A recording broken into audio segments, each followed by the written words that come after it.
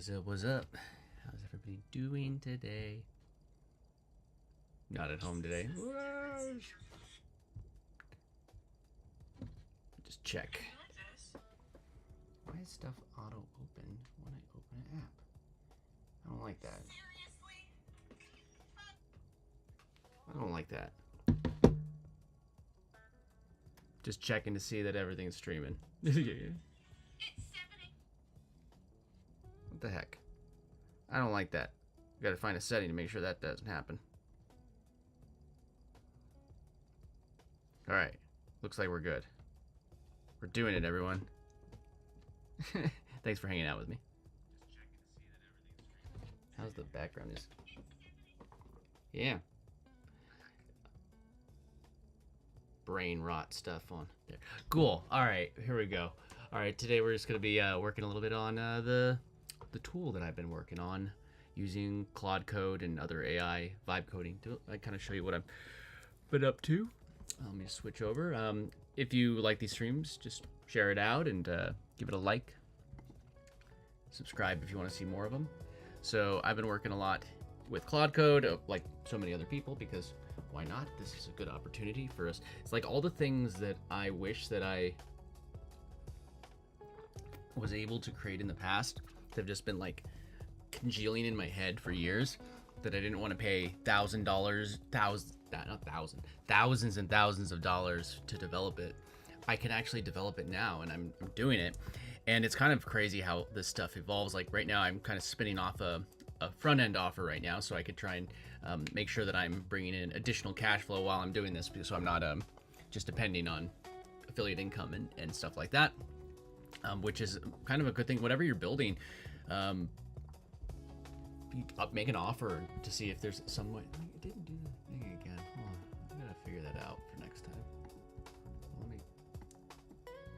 It didn't bring up the chat. That's not bueno. That sucks. Here, let me just bring up at least. Let me bring up the chats up at least over here. It's frustrating. I won't be able to see what's going on the Twitter. On Twitter. What's going on here? There's that. Make sure it's muted. Let's bring up at least. Yeah. Do a pop out. Pop out chat. And I'll do a pop out chat for the other one so I can see both of you guys. Both of everybody's. So, how's everybody's Friday going? Let me know in the chat.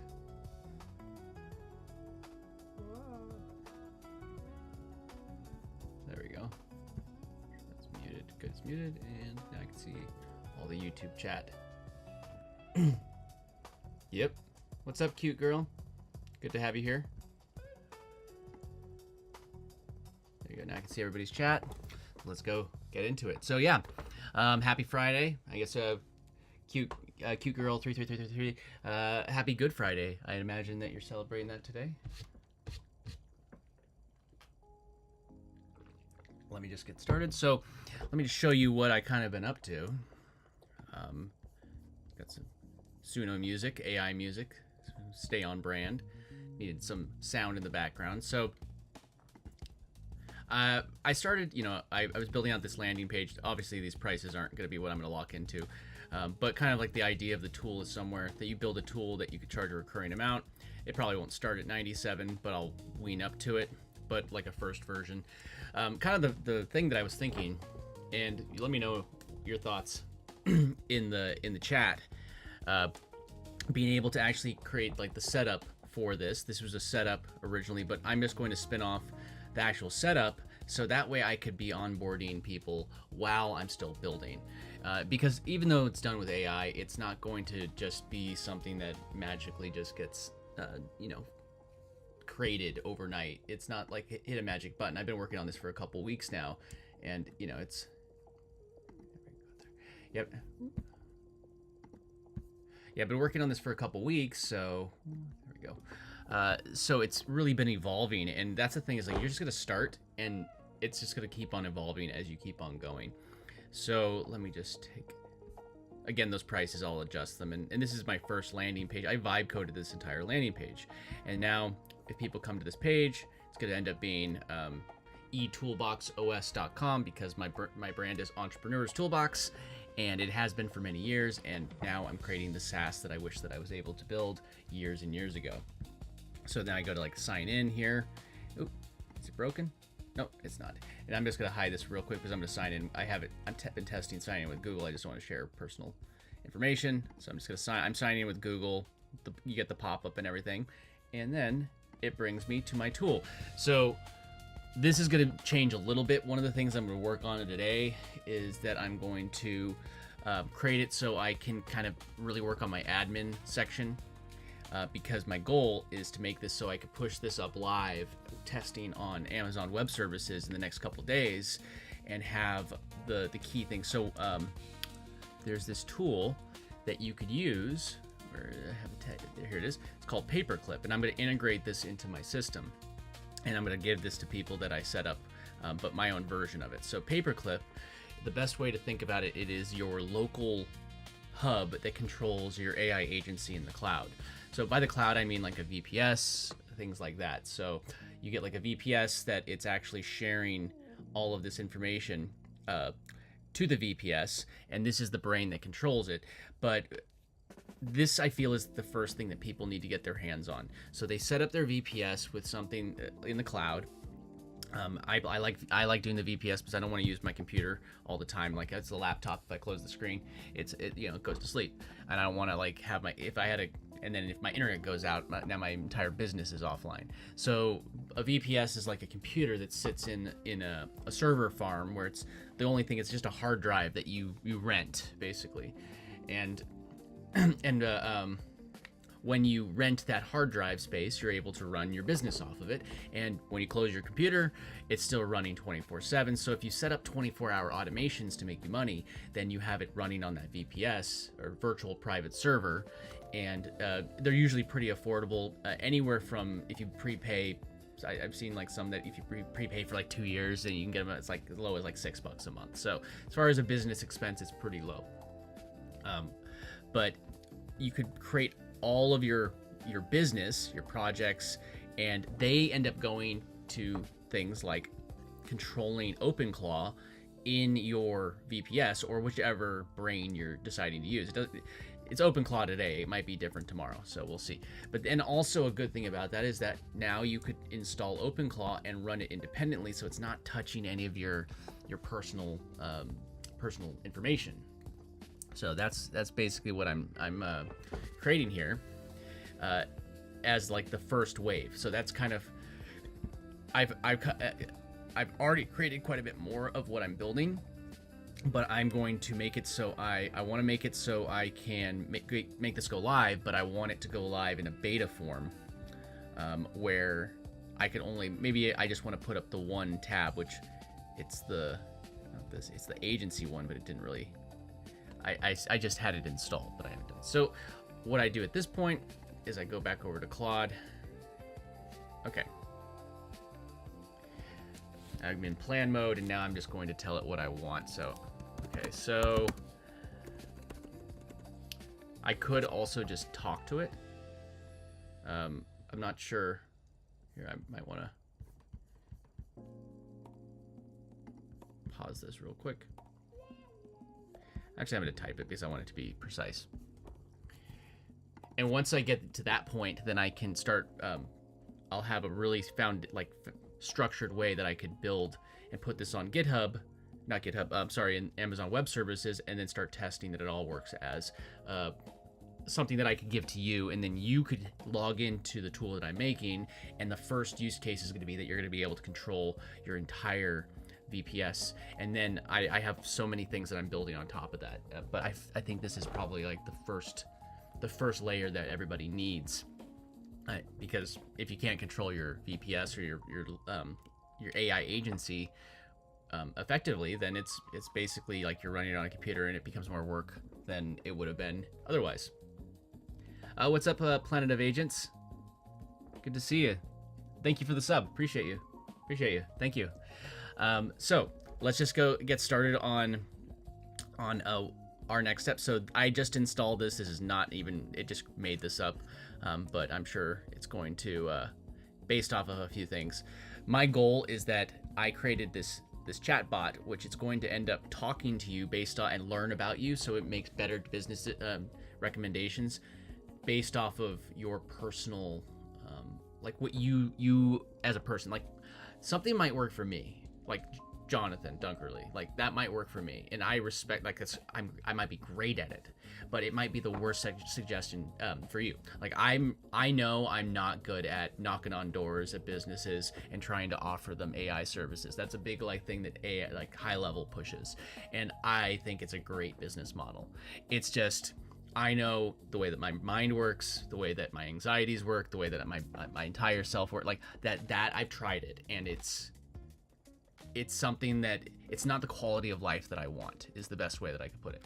And I think that reflects to everybody that has their own quality of life. So having this say, hey, you don't want to go door to door. Let's find a different way for you to get leads than knocking on doors of businesses. Oh, you know, or even, you know, cold calling. I don't want to be a telemarketer. I don't know about you. I don't want to be a telemarketer. I hate it when they call me. I don't want to be on the other end of that. So maybe you are great at that, and it will lean into suggesting those things. So that's what I'm building as far as like the profile and the bot. But I think the agency level is more important first. So let's go ahead and get this so we're not just talking about it and we're actually planning it. So let's work on making sure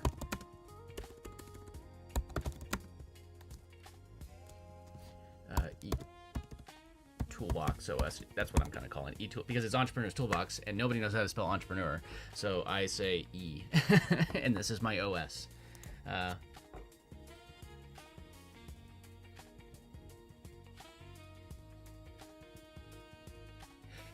For now, you'll still need to speak to a human in order to create. Yeah, you still need to speak to a human in some sense for leads, but there's so many other, like, I think that people think that there's only one way. Like, you can go and there's contact form scraping, and then if you could, that's a really good way to get a whole bunch of leads, and then having AI shrink that down. And yes, you have to speak to a human, but I don't have to go in person. I'm just saying that maybe that's right for you to go into a business, but for me, I like to set up automations that go out and get me leads, social media videos that go out and go and get people to sign up for my email list, things like that are set up in automation and then like they might be a little repetitive, but their goal is to get me leads. So that's the type of lead collection that I like, where I could set up a system and it keeps on doing it whether I am involved or not. So I like setting up automations because I know, like, I got that ADHD mind where I could be like 1,000% into something today, but then a week, 10 week, you know, whatever amount of weeks from now,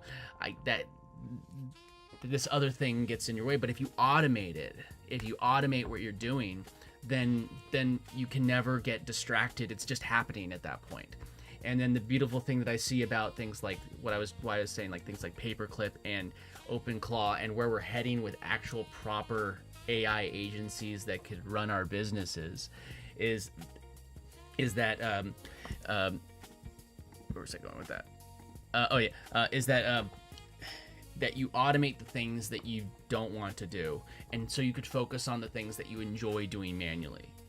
And until at some point, I'm no doubt that those things could get to a point that they're done like automatic. I can't speak. They're done automatically, but at this point, right now, they're still being done manually to a certain extent. You still have a percentage of human interaction that has to be in all of these things, and that's why I'm trying to push all of that human interaction just to the one Paperclip terminal, which I'm going to create a custom version and put it in. So, okay, let's work on. So it's just, I want it to be personalized. There's always going to be a human interaction. I do agree, but I want to talk to the warm customer, and I'm going to let AI reach out to the cold customer and do that part, where now I'm not wasting my human time on qualifying people. Hermes agent. I've heard of it, but I haven't dove too deep. I'll just look into it. Hermes, I've heard about it. I haven't looked too deep into it. I'll look into it right now. Hermes agent. Take a look at there. There's like a new crazy thing coming out every single day nowadays. It is wild. Hermes agent, agent that grows with you. See, this is actually very simple. Just because somebody else is doing it, it doesn't mean that I can't do it too. Because there's going to be people that resonate, like you showed up on my live today, or everybody that showed up on my live, because they resonated with this live versus one other for whatever reason. So just because you see somebody else working on it doesn't mean you don't have to just go do it yourself. So it's open source, agent that grows. It's not a coding copilot. Tether to the see, this is very similar to, yeah, I'm like, these are open source, and if I wanted to just build on top of this, maybe that's something I could just integrate directly into what I'm building. Thank you for recommending, like, it's very hard to keep up, but one thing that I've learned about keeping up with these things is just like cowork is a godsend for me for keeping up, because of these automations, like scheduling the automations out. Because you could say, oh, go and search this daily, and now I don't have to look through all the mess, and it gives me basically a briefing every single day, which again, we can still get busy and distracted. Like I've still only written one sentence. See, let me work on making sure that eToolboxOS is ready for a beta release. Let's see. I want to make it so I can pull on and off tabs at the bottom of the screen within my admin panel. I also want a way to view site as a user once those tabs as if those tabs were active. Oh, so sorry, we said similar to OpenClaw, but this is self-improving out of the box. So like, I'm not tied to OpenClaw by any means. I actually think it was just the first. A good example of this is I'm using Claude right now. ChatGPT was the first one to like release a public model like that, but the thing I'm using ChatGPT for is like, is this potato done cooking? Oh, it looks like you should flip it over and do another 2 minutes. Thanks, ChatGPT. Pooh. Claude, on the other hand, it is my assistant, which is what I wanted. I wanted something that actually understands me and can grow with me, and it actually is a functional assistant. Like I said, automations, but OpenClaw, it's the thing that manages those automations, and then Paperclip, which is the next level down. We're going to be able to combine so many of these things together. It's going to be wild. But thank you again though for pointing this out, because if I can just go grab Hermes and have my thing grab that open source data, go learn about it, integrate into what I'm building, now I just shortcutted everything I'm building like crazy. Why not do that? So like Hermes, maybe I don't need OpenClaw, and I just go this route, or however I end up doing. I'm gonna have to research this more. Get started in 60 seconds. Install Linux OS. Okay, configure. Okay, it's easy install. I would just have Claude Code install it for me, because I don't want to think about it. And to prove my point about the distractions, I've been trying to write a sentence for like, I don't even know how long I've been, like almost 30 minutes, and I haven't done it yet. And that's why I need to automate things, because once it's automated, and then you don't have to go back to it, or it lowers the level of things you have to do. So thank you for letting me know about this. I am going to finish my sentence so this is working, and then I will continue to read about that. But thank you. Okay, so also want a way to view the site as a user.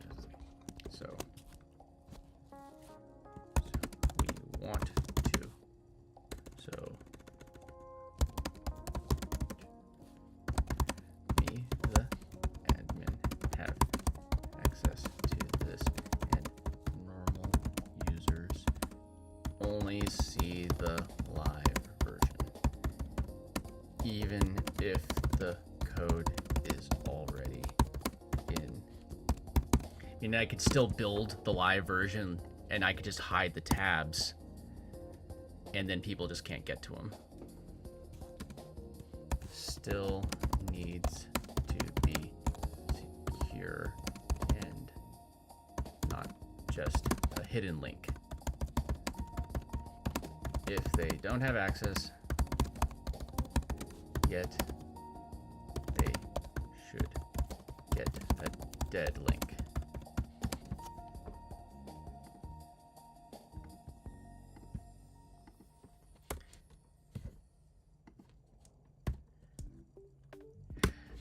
After this, I need to do an automation to go and make sure that I do a daily search for those things, because I can't be missing things like this. So now it's creating my plan.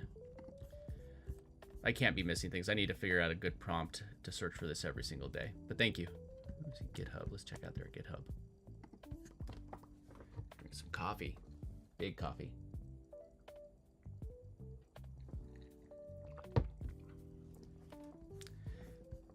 Hermes, how many votes does it have? Oh, look at that.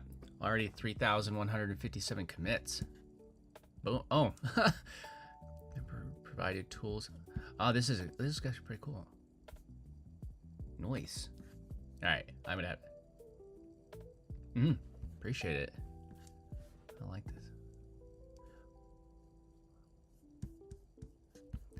Checking on this real quick. Okay, it's still working. See, and the thing that I'm trying to do with my tool right now is, again, this isn't the skin that I'm gonna end up with. There's a lot of temp stuff, but I figure that maybe it's Hermes, a combination of Hermes and Paperclip that I could combine their functionality to control, or maybe it's Hermes controlling, or Paperclip controlling Hermes in the cloud. However it works, or maybe it's all three. Maybe I could combine all three to get the best of all of them. And I think that's the most exciting thing about all this is, like, there's so much open source code that's just solving these problems. All you need to do is take the things that other people created and put it together in the combination that serves your audience, and you could win along with everybody else. And you don't, like, I have done thousands and thousands of dollars worth of like development in the last couple of weeks with this, but I've always spent a membership. The fact that you could spend a $100, $200 membership, or maybe some API credits and a couple of different things, and have a whole entire SaaS tool. And like I was marketing in the days of like the Chrome extension wave, when everybody was creating some Chrome extension for like a Facebook automation or whatever. Yeah, probably all three, I'd imagine. That I think it's gonna work in, but this is exactly. I'm very happy that you told me about this, because this is exactly what I was thinking in my head. And if nothing else, I could have it go grab the source code and use it in what I'm already building. So that's very cool. Yeah, and this shift in technology. Let me make sure I'm not missing. This shift in technology is, to me, like I was talking to one of my friends. And he put it this way: it's like this change is such a huge change that I compare it to the beginning of like like multi-touch displays.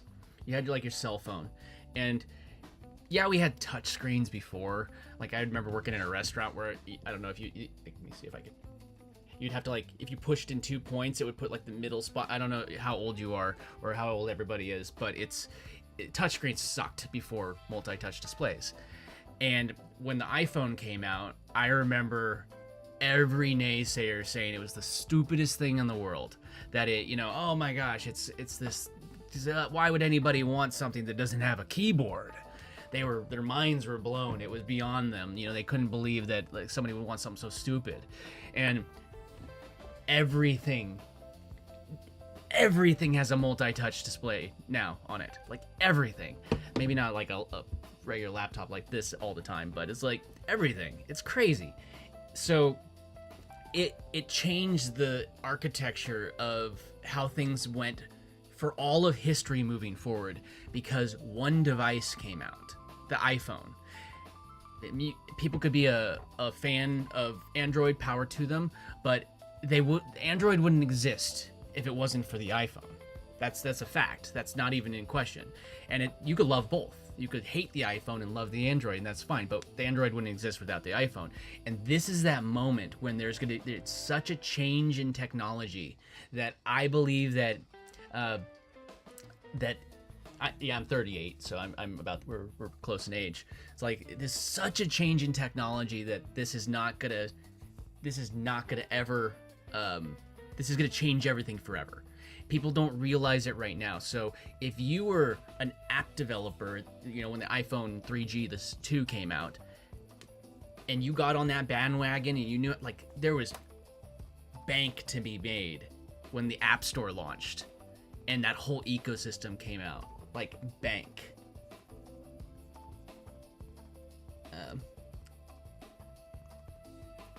Need help with leads? Cool. Yeah. Sure.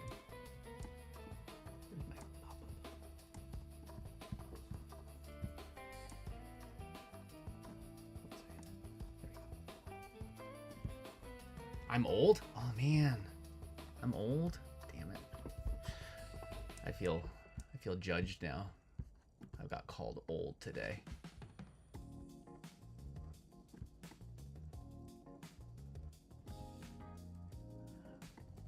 I remember when I was like much younger and I thought 30, man, you're in your 30s? You're old. Okay, let's see what it told us to do. Okay, eToolbox is approaching a beta launch. It is getting close to where I could start releasing something for people privately. Now, I don't think it's ready for anything public, but soon. But I could attach that to my setup offer. Traffic analytics, okay, monetization may exist in the code, but shouldn't be visible to beta users using the admin decides. Okay, admin panel. Okay, admin preview mode. That's what I want. Backend enforcement. Endpoints. Okay, I don't want people to be able to have access unless they're an admin. Secure. Got it. Okay, so it's giving me my architecture. What to build. Default database is adding to the database. Pi. Add. Enable tabs. Good. Admin router, tab, configure, endpoint. Good. Okay, that's good. Changing the endpoint. That's what I want. Admin config. And I'm learning more about code. I didn't know as much about code, and I'm learned. Like, if you don't know, like I've tried to. Like I was talking about the iPhone stuff. I tried to code stuff myself, but the code never was something that I could keep up with because it changed so quickly, and it just wasn't how my personal brain worked. This is how my brain works, and I'm loving it. And if you haven't started this, go get the $20 plan. I don't care. Just go and create something. Go and just play around. Even if you're not going to sell it, go and figure out what you could do, because your imagined thing might end up becoming the thing that changes your life. It really could. So let me just go through the authorized router, Pi, add enable tabs, got it, commit, handle the return. So we'll see how this handles it. So apply permanent, dashboard core, visible. Okay, so I mean everything so far looks correct. I'm picking up on things in the code that I didn't like. This is how you learn now. Like I'm gonna learn. I've learned more about code not coding than I ever have trying to learn how to code. Hi, was it CS? Sorry if I can't. CWSMZE. How do you pronounce that? I don't even know. Well, how's it going? Good to see you. I had my first computer was an Apple IIgs, and like it was a dot matrix printer. Anybody here know what a dot matrix printer is? Jesus, I might be aging myself there. Okay, I'm gonna prove this so it gets to work. But I had a dot matrix printer, and I remember I'd be playing things like Math Blaster. Okay, you said that I'm old. Okay, I'll give you this one. When I was in, when I was using that Apple IIgs, there was no Microsoft Word or anything like. There was this typing program, and you'd have to take a floppy, and by a floppy I mean actually they were the 6-inch flop, whatever they are. You miss the sound. Like, it would be a big flop, whether why am I brain farting on not a 3.5-inch? What's the bigger one? And you would put that in, and that would run the program. Anytime I wanted to change the font of anytime I wanted to change the font, I had to go find the floppy for the font and the 3.5-inch floppy and load the font. And then it would put that into the memory, and it was like kilobytes of memory. And it would put that into in it, and I would load it, and then I'd have another floppy I'd have to do to save my my document. People don't know how wild it was back there in order to do something so simple. So it's added. Okay. Let it do its thing. Like the sound of the dot matrix printer. That's what you mean. Oh yeah, I loved just pulling the. If people don't know I feel like I gotta educate some people real quick. If they don't know, this is a dot matrix printer. If people do not understand what we're talking about, the dot matrix printers were. You could always find them because you see like they have like this thing on the side, like all the holes, and then you'd have to peel. It's what fed the paper through the printer, and it's also the way that it would print. But it was so much fun as a kid just pulling the side of the dot matrix printer off. It's so good. Let's see, it's still working, huh? Math Blaster. Yep. Mm-hmm. Man, Math Blaster was so good. Okay, I'm going down a rabbit hole. Math Blaster Apple IIgs. Oh, there it is. This is the game that I played when I was a kid. Oh my gosh, it's there. This is it. Oh my gosh. It looks so much better in my memory as far as graphics. Oh, I remember this screen. Oh my god. Okay, let's check out that. I don't want to get too distracted.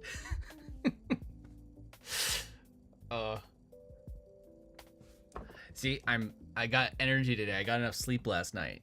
I fell asleep early. It was great. And I woke up thinking that I slept in, and it was early, and I felt rested. It was great. Okay. Go back over. Yeah. Math Blaster. Oh my gosh. You know what I should do? Oh man, this is on my list. I gotta remake this game. This sounds like something fun to do. This is gonna be like a side little fun project. I need to remake Math Blaster so it works. Like, I need to go find it. I need to recreate it so it looks exactly the same. I see everybody remaking all the Mario games. Why? I'm gonna remake Math Blaster. Come on. All right, are we still working?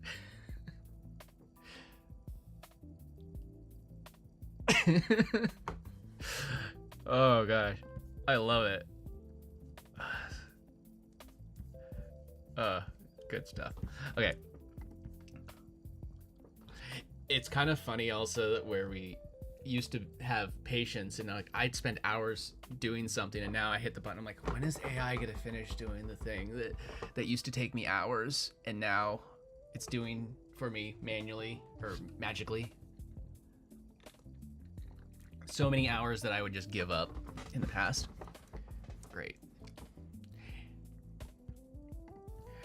And I'm gonna create, since I already created this, it had me log in.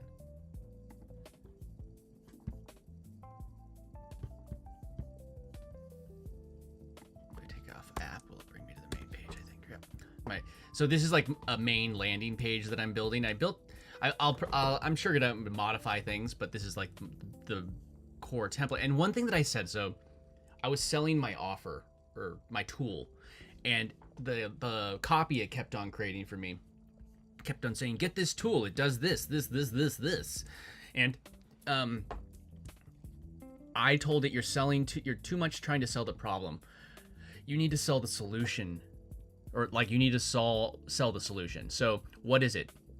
I know a whole bunch of people that think that they're running YouTube businesses, and they go like, I got all these subscribers, and then the second that, you know, anything happens, they'd never built any actual business around it. They're just getting ad revenue or whatever. And if you have a YouTube business, or if you're running a YouTube channel, YouTube has a business, and you could use it as traffic to funnel into your business.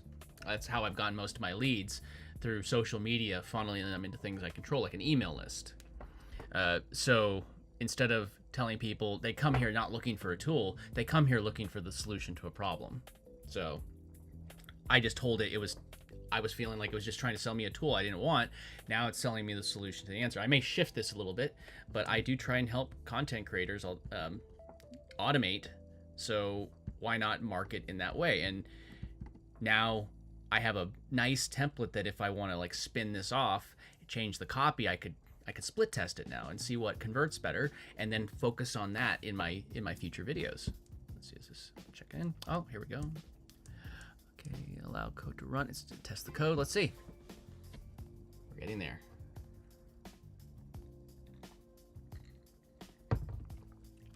You know, while it's doing that, let's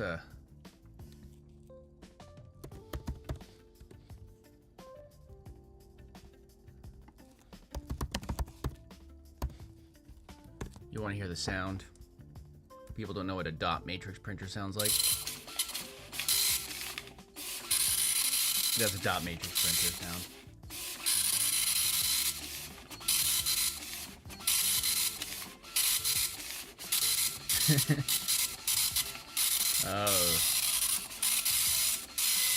Oh man, this person was really doing well for themselves, because you don't even know that was a color dot matrix. I didn't have color.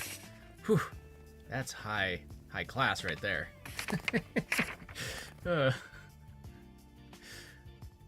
Hey, look. My own live showed up as a recommendation. Should I click it? I don't know. Okay, I'm having too much fun today.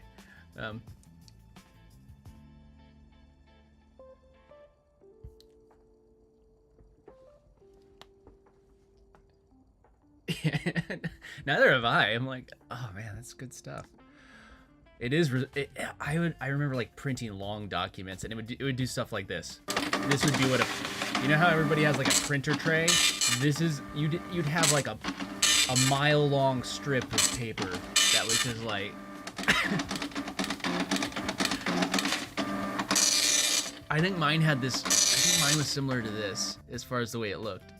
It had like the glass on top. It was the actual Apple one. Here. Let me make sure I'm not getting too distracted. Okay, gotta make sure I'm not holding up the automation, the AI coding while I'm looking at dot matrix printers. Apple 2GS dot printer. Yep. This is the one I had. This one here. This is my dot matrix printer that I used to have. The exact one with the knob on the side and everything. This is yep. That was the one I used to have. That was my baby. Man, holds its price, $65 to $120 still today. I recall my parents telling me that it was this was in the 80s, so they bought that printer or that computer, and they bought that printer, and it was, or the whole computer, I think I remember them saying it was like $5,000, something ridiculous. And if you think about how much money was like the buying power of stuff, and that was a lot more, several $1,000s more of expense. So if you think computers are expensive now, the farther back you go, the way more expensive they were. They're so much cheaper than they ever used to be.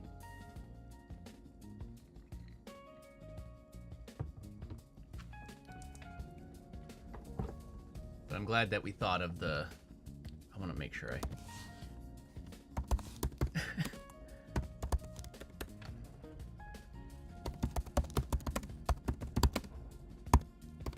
I can't start on it now because it would just be a shiny object for me at the moment. I need to finish what I started, because I think this is going to help myself free up some additional time, and then also help anybody else that wants to, you know, take advantage of what I'm working on. I like helping people. I like making sure that things work for people. I like helping you.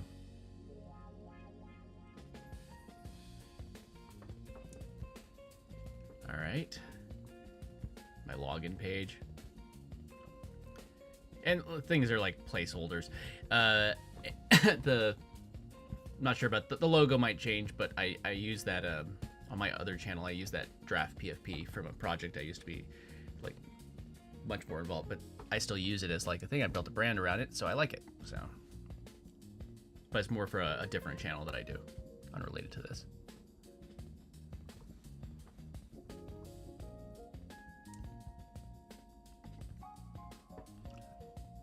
Is in the response, admin gets all 6 tabs. Okay, and now I gotta create a test account so it doesn't have the admin one. Cool.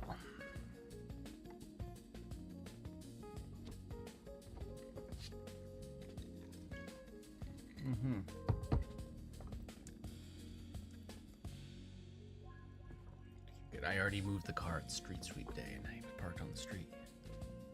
I moved it already. I just thought for a second.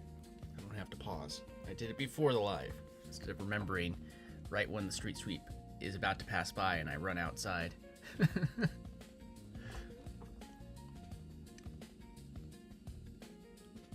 admin login before it's triggered. So once I get this point, and thanks again for bringing this up, I'm definitely gonna dive into Hermes, study it. It's not a coding agent. It's Copilot tethers. Oh, I'm getting a phone call. Give me 1 second. I'll be right back. 1 second.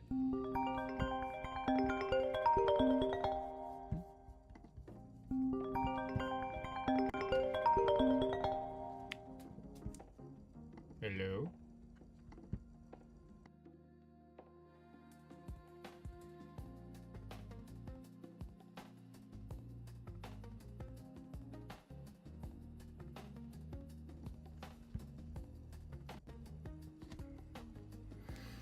All right, I'm back. Can you hear me? Let me make sure I...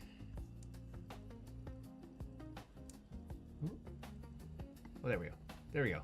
Now you can hear me. Don't worry. It was making sure that something was delivered at the place. I'm at my family's house today. I'm visiting. So that's why I'm not in my usual setup with all the lights behind me. I'm just in an attic. I always find it funny when I stream from here. People go like, you don't know what you're talking about. You're in an attic. I wouldn't listen to you. I'm like, I'm just streaming wherever I am. I'm just being consistent.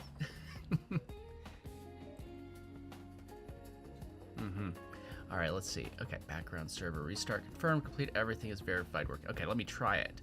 Let's verify it for ourselves. So, refresh this. Let's go take a look at the admin panel, which I created a, right here, there's the admin panel, which I having only show up if you were an admin. I created all the security. I blur out all the information I don't want shared. I created it so I could create a default page. If there's a page you're going to, you enter in all the APIs that you might be using. I haven't really done anything with it, but I know that there's some ways that you could do like some Web3 stuff if you wanted to. I have some communities I can just give perks to and not make it too over the, in your face. Admin panel, let's see. Okay, this is looking okay. Grant feature access. That wasn't there before. Okay. I don't see anything. Okay. View as onboarding, testing. So this is okay. Here, this is what's been added. Okay, here it is. So view as user. So view as user. So right now it would be that always on profile. Ideas, turn ideas off. So it'd be like if I wanted only agency, so I'd say preview as user. So there you go. So that's kind of already what so now I could see what the user would experience if they just saw this tab, and I could experience the site. That's already getting closer to what I wanted. just the UI in general. So then I could exit preview. And I was able to do that just by saying it. So go and create something. Jeez, what's wrong with it? Just do it. Now if I turn them all on, maybe I turn one random one off so I can see. I have to save first. Good to know.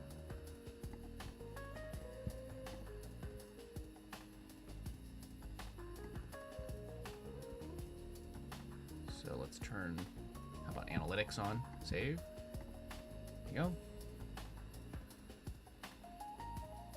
I think that there's a issue there with the save. So, found my first little glitch. So now I say exit, gives them all, but now I had to save, hit the save button. That's the problem for me. Okay, so I say, I'm gonna give it some praise. Good job. I'm gonna put this into plan mode. I always like to go through plan mode first because I wanted to give me its marching orders on what to do. So good job so far. And this is kind of the flow that I've been doing. I get as much done in the first wave and then just make notes. And by the time that those notes are done, I usually am pretty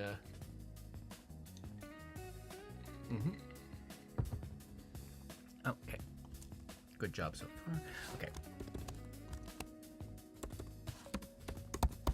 A few notes. I try to be polite to the AI because eventually it's going to overthrow us, and I wanted to remember that I was the nice one. So, you know.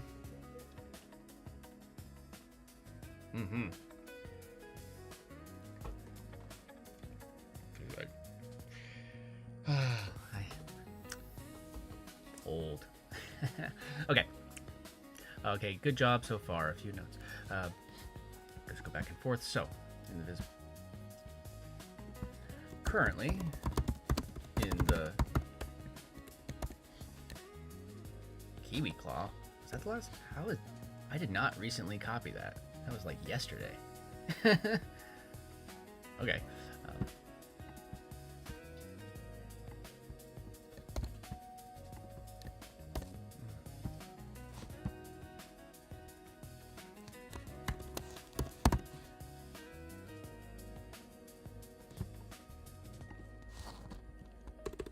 Formatting doesn't really, as long as it gets in tab.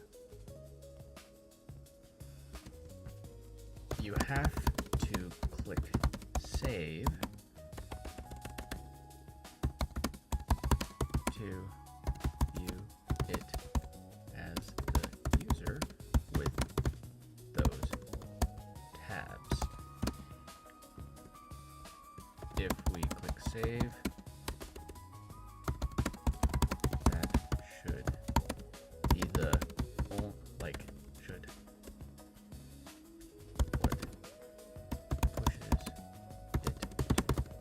it live, the entire site. Also, let's see, if we there should be another layer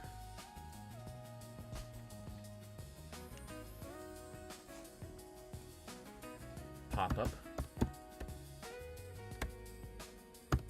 that double checks you are ready to go live. I also have another idea. So let me just, but for the preview as user,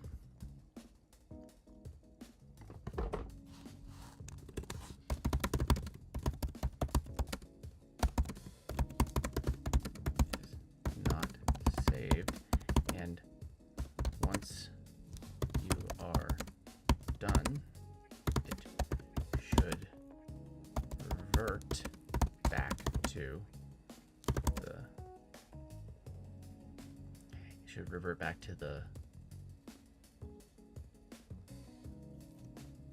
admin version.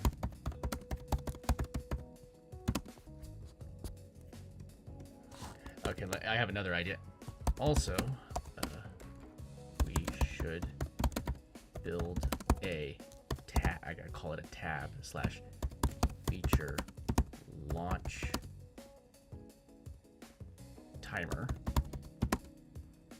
And this is something I could potentially link to a landing page at some point. So say maybe there's something being released, I could have a landing page, or I could have a tab disappear on a timer, actually create real scarcity, and not have to and just have it done automatically. That'd be like, oh, this tab will disappear or show up at a particular, maybe it's a launch feature that I'm doing. I just have the tab and just have it just disappear or show up at a particular time. So we should have the option to set a time / date or just a timer, just a countdown timer on when a tab will either become live for the users, or countdown, or be taken away. That way you could say, oh, you could only, maybe you have a trial and you say, oh, somebody signs up for a trial and you give them access to all the tabs that you create, and then their trial runs out and you can say that user loses everything. So I should actually tell it that.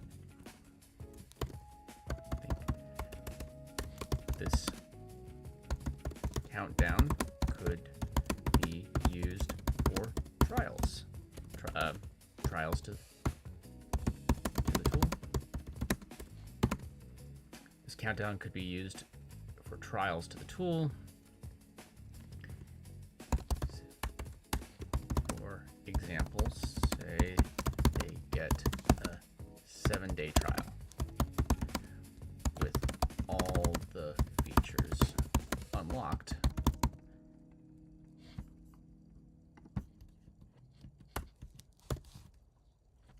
Say we get a 7-day trial with all the features unlocked. After 7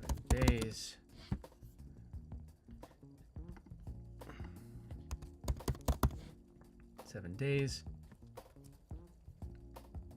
if they have not upgraded to a paid plan, the tabs disappear. Cool.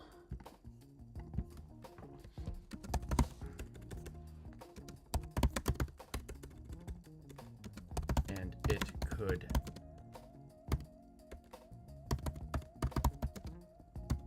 other things. I'm not gonna give it the extra context of the my idea for the second thing I was gonna tell it is, so say once it goes down to 0 and they lose access, now it's going to change a few things. Maybe when it's counting down, you could put like a bar at the top where it's like, hey, you only have this much upgrade. Oh, it's only this price, basically marketing to them on the page. But then once it disappears, then the tab's going like, hey, they can still use the tool and whatever the free version of this tool ends up becoming. Because I think that you need to have some form of free tool. I was thinking, since there is a cost to AI tools, you have to cover your API costs at least. So a thought was that people that are in the beta program, I could let them use their own API key. That way they're able to test it.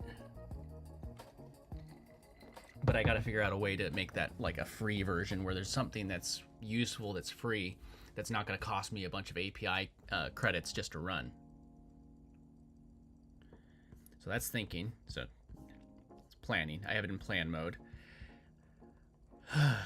Let's see the view of the difference. Oh, look at all. It's added much more code. So if you look right here, this is the reason, like, I'm not a fanboy of any, like, people that, like, everybody gets on to, like, lover of Elon Musk or something. I don't idolize any of those people. I'll use their tools. But one thing that always stands out to me, he says like, oh, the person that writes the most lines of code is the person that, you know, keeps their job. That's a bad metric. That's why it blows my mind that he would say that, and why I question things that he says, because you want less lines of code. Whoever writes the better app with less lines of code, that's who I'd hire if I was doing coding, because every single line of code is making it more complex for no reason. So if you could take something that takes 1,000 lines of code and shrink it down to 900, that's a plus. So right here I see that it added, I want it to be removing lines of code and it still be functional. That's the goal. Make it more efficient. So more lines of code is not necessarily better. It's actually typically worse if both versions work. That's why one of the things I've been having Claude, and I'm about to set it up so I could do it with OpenAI's tokens using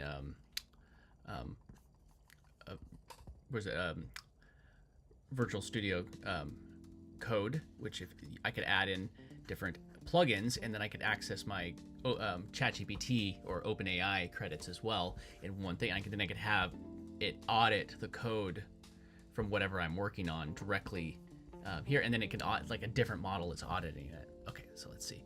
Save request configures, model asked ready to be pushed live before API calls review is temporary, read current toggle state, never ask API, exit restore full admin view, per tab launch timer, schedule when a tab goes live or gets disabled, date time picker or countdown display. Man, we're doing it. And this is something that I could also, maybe I have a promotion, I could push it to my landing pages. Hey, we have this week-long promotion, go and grab it. And maybe I could say, hey, this is live for free, go and grab the trial for 1 week. Like all sorts of ways I could gamify this. It's pretty dope. I'm actually very excited about this. Very, very excited. Very excited. Hold on, let me just check something. Well, it's still planning.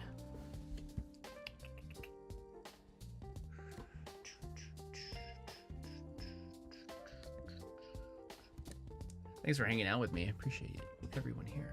Appreciate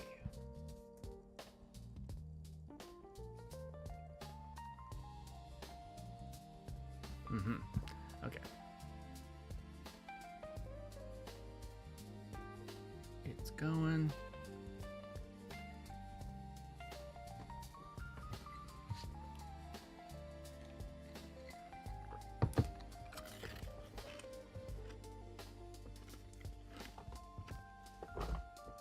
Sorry that I'm an ice chewer. But don't worry, it's not hurting my teeth. It's light. It's very soft ice, so it's almost like an ice cone. It's not really hard.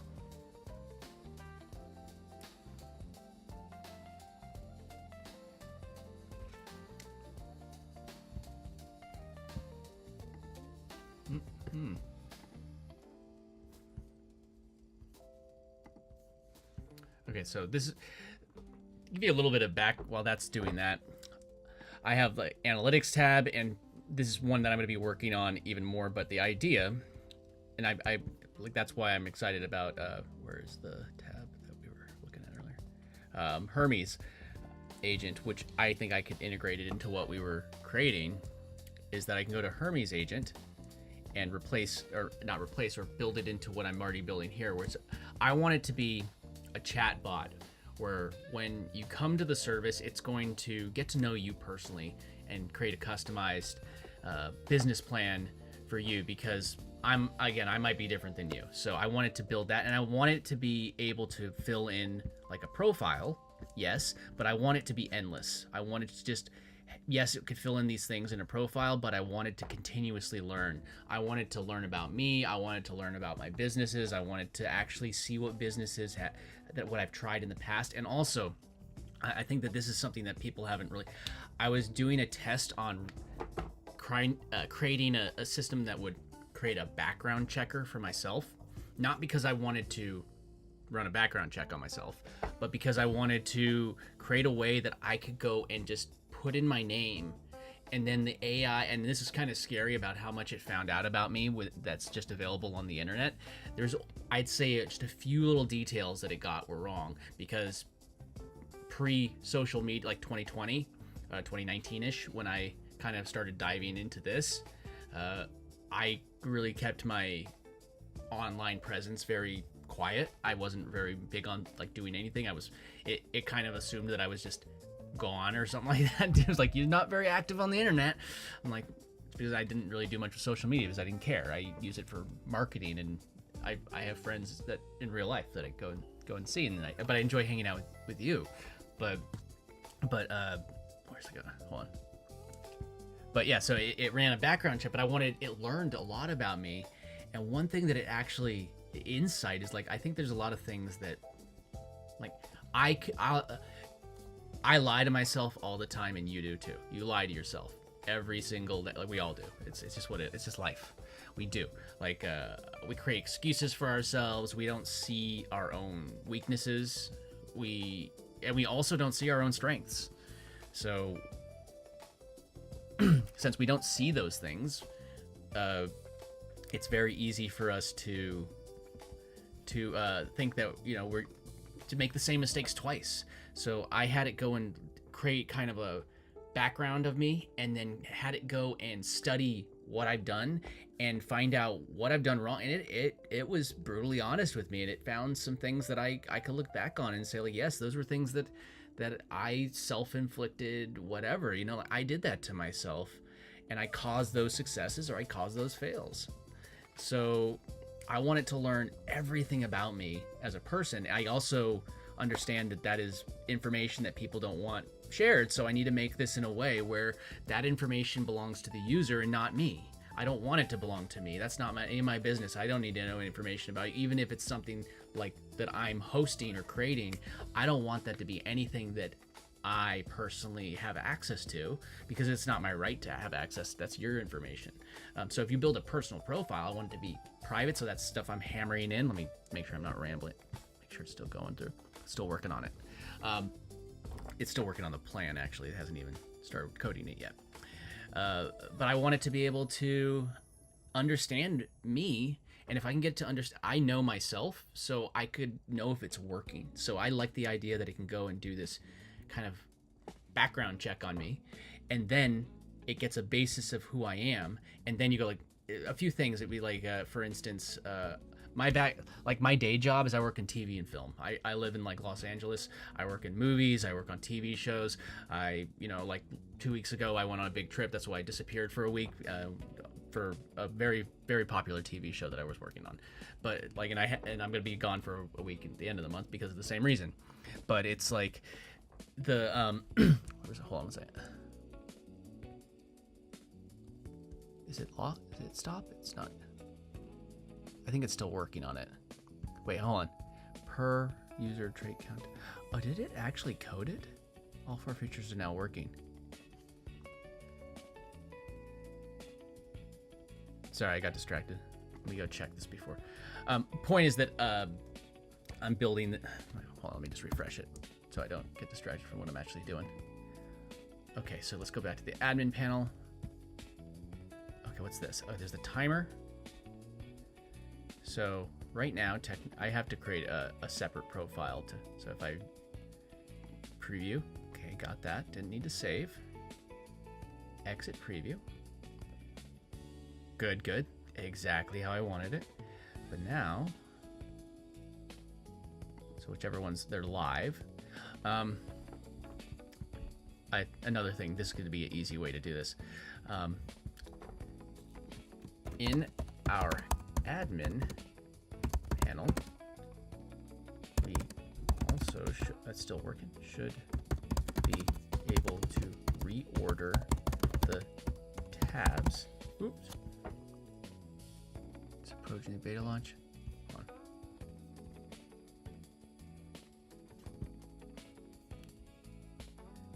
Panel tog.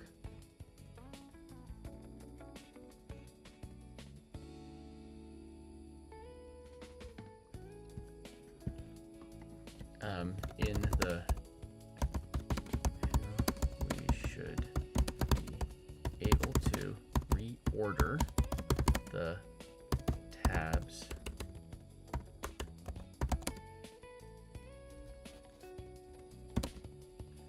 if they're live or not.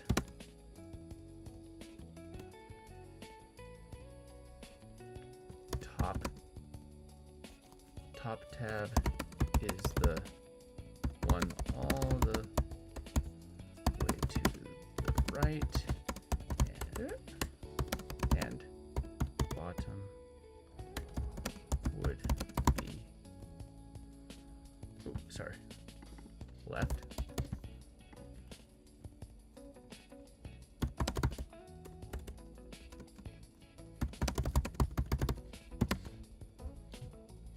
This is just the tabs and not the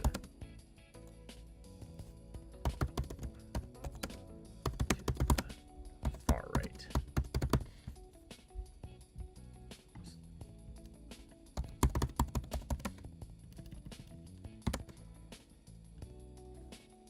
Not centered. Give it those notes before I have it actually go and tackle those things and update the plan.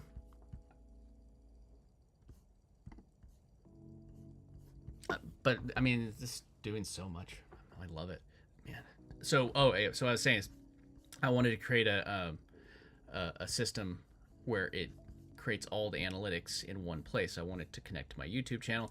This is something right here. This is just testing, but I could create registered users, track all my users as they come in. Granted, it's just some test accounts because I'm testing. I want to be able to access my leads, and we could manage those things through, I don't know if this is going to be the way, but I mean, you could easily manage all your leads through Google Sheets. It's a very easy, common way to do it, free way to do it. And, you know, I had to work on learning how to do that. And this is just me testing the, I wanted, if you're going to use a tool, you need to understand how much usage somebody's using. So once I understand how much my tool on average will use, I'll see how much I'm going to actually be able to charge, because I need to roll in the price of API costs into that. So I'm tracking I mean, I was just doing some tests and it only cost me like a penny, but this keeps on breaking, so it's not showing. Every time I make changes, this is a panel that loves to break. Also, there's ways I want it to switch between the more cost-efficient model, not necessarily because it's going to end up costing them less in their bill, because I want it to be as efficient for me. So if I can give them the same quality of content, maybe it switches to like Google's model, because that's currently the better API to go with. Then that's what I'm going to do. Or maybe I go with what foul.ai. That's another one, that foul.ai has a lot of the APIs all in one place. You can do all of these things in one place and just get one API key, and it just grabs the right one, which I might go in this direction, but learning all the different stuff. I'm learning something new every single day, so I'm making sure I'm staying focused. Sorry. Let's get this. I don't know if it's, let's go check and see what it's done. There you go. Yeah, so that's just my admin panel, and this is the thing that only I will see. This is the one page that only I will see. And then I have this page, which if you hit here, it just goes to, if you go to settings, you could set a default page. Again, a lot of these things might change. I actually want to make it so I just click out and it goes back. And then settings would be something that obviously would be for everyone. The admin thing would disappear if you're not an admin. You get your PFP, which you could set in your profile. I need to work on this. Oh gosh, bright mode. I need to make a better light mode because this sucks. Email address. I wanted to make sure that people have a safe way to bring this up on screen. Like right now, I trust every single one of you that's hanging out with me, but I don't need you to see the email address. And I feel like that's a good way. Like you don't need me to see yours. So I think it's a safe way for us to do this together. So then I have the password. You need to have your password reset. If I want to change my password, I can do it right here. You can pick your default. It's not showing all of them right now, but you can pick your default tab that you want to go to. So maybe if I clicked traffic and I'm like always going to traffic, now when I click here, it's gonna take me to the traffic tab instead. And these are just thoughts that go through my head, and I could just solve them. And I'm like, you know what? I don't want anybody to accidentally see my API keys. It's probably a wise move. So I said always have them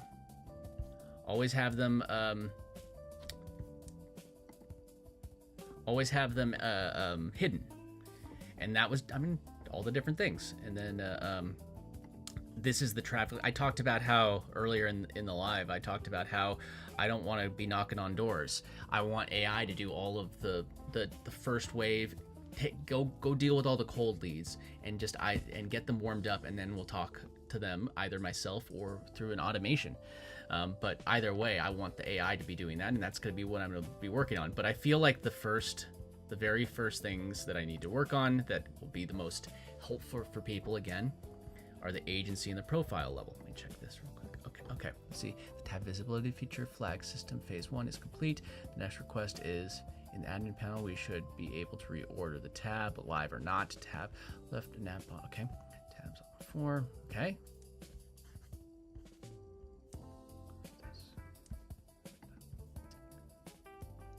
All right. Drag to reorder. Okay. Text version bump only. All right, let's try it. So what I was asking it to do is when I'm in the admin to be able to reorder these, and then so say I want profile to be all the way on the left. Right now it added agency, and maybe profile, or maybe eventually profile goes over here. However I want to do it.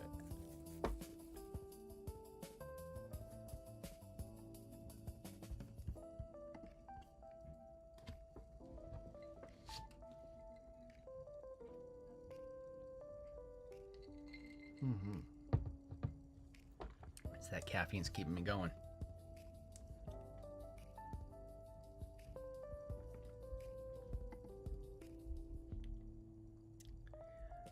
Let's make all the changes.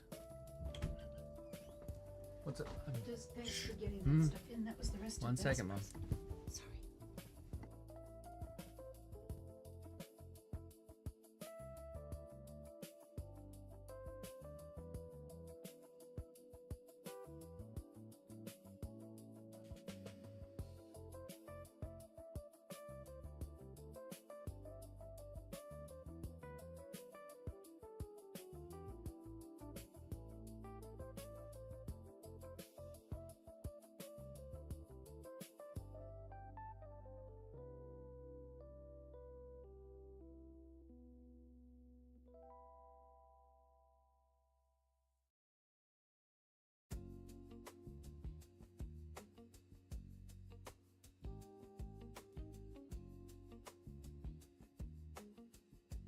Sorry. I'm back. Sorry about that. I'm figuring it. At the family's house, and they pop in. They don't know I'm live streaming. I don't have all the. I should hook up my stream stream deck. Be able to easily toggle between things.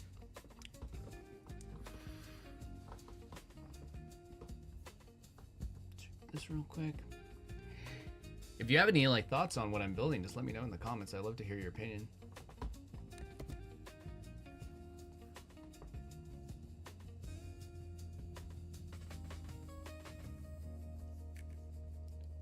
Real quick, just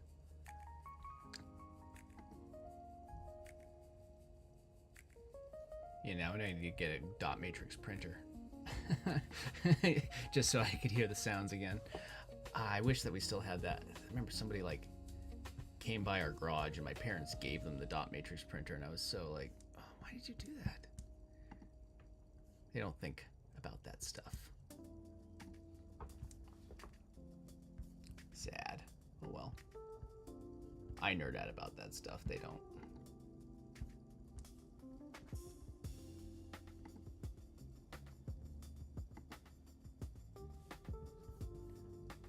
All right.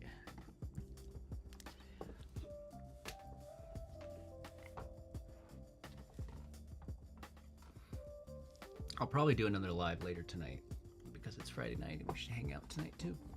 Won't be as bright in this room because most of the light in this room is just from this window. Bright light behind me. But my advice for anybody that's creating, just do it. Don't think about it, just do it. Just go and create something.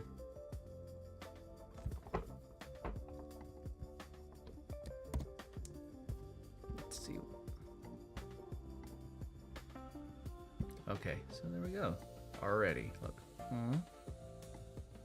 Okay, so say I want the profile to be on the far right. So I drag it here.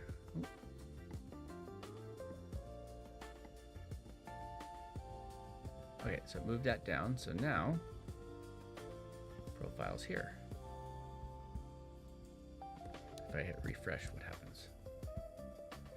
Okay, I already see a thing I need to make a note on.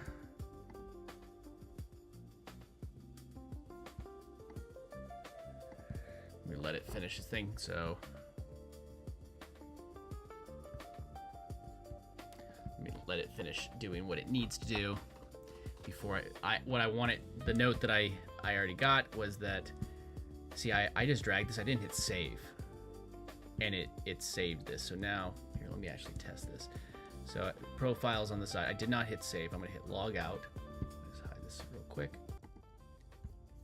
and just log back in. Yeah, it saved it. It auto saved even when I logged out and logged back in. So my note is that I don't want to just drag something over and it auto saves and then pushes it to everybody's account. I want to have to say save new order or a separate save order.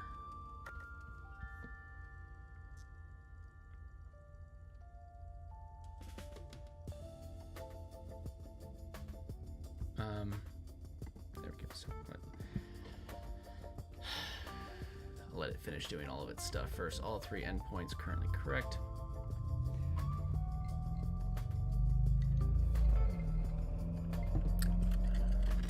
But the goal, what I want, is be able to say maybe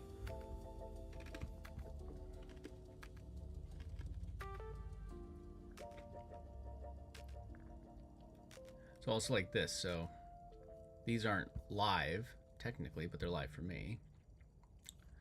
But still working.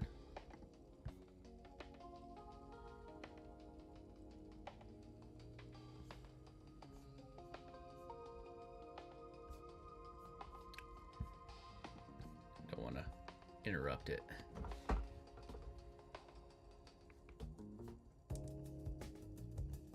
So that'll be the next thing that I tackle. These little things, I mean, this could have been days of trying to figure out in the past, and now I just did it hanging out with you, and just had a good conversation too. And I figured out a couple good things. Like here's one thing I'm really happy I figured. Thank you again, appreciate it. Look, that's funny. Look at this. If I highlight it, look how it highlights. So those are all separate images. That's kind of funny. It's an interesting way to do it.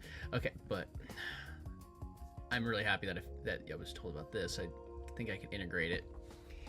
Why reinvent the wheel if somebody already, with more resources than me probably, already reinvented it already and threw the word open source next to it? That's 100%. I'm going to dive deep into this. These types of things, research, I find that it's harder for me to do when I'm live streaming.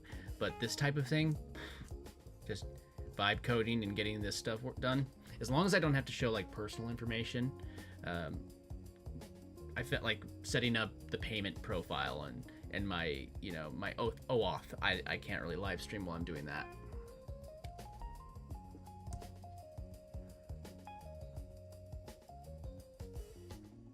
My brother is also a coder. He's been doing website design. I mean, I don't know if you know what, you might not know what this thing, it's called ROP programs. I don't know if it's a countrywide thing or even global, but it's an after school program to do a craft. Mine was for video.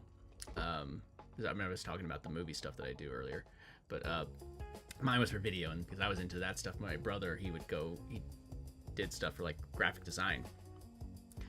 So is it done? Is it still? I think it might have fit. But he would do graphic design, and right now he's like in hot doo-doo because everything that he used to charge people for, people are being able to do like I'm doing right now. Okay, so let's go back to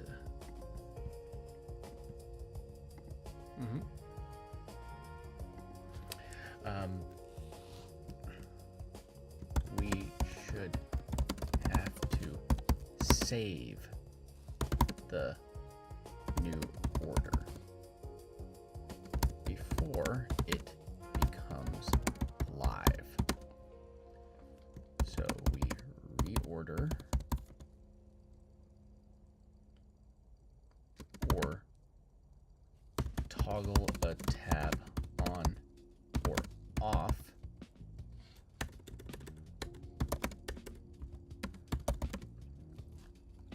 and then we have to hit save for it to go live. Then there should also be a making sure we want to save and push the new tabs live and new tabs / order live to the site. There we go. So I just want to make sure that it's like it's not going to accidentally push something live.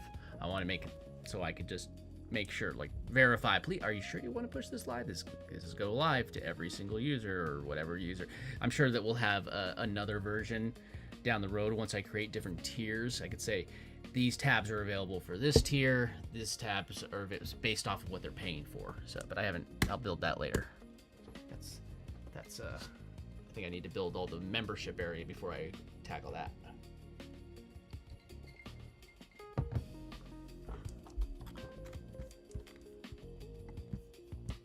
So I gotta go to Hermes, study that. We're looking at dot matrix printers. Oh, the good old days. So satisfying pulling the side of those.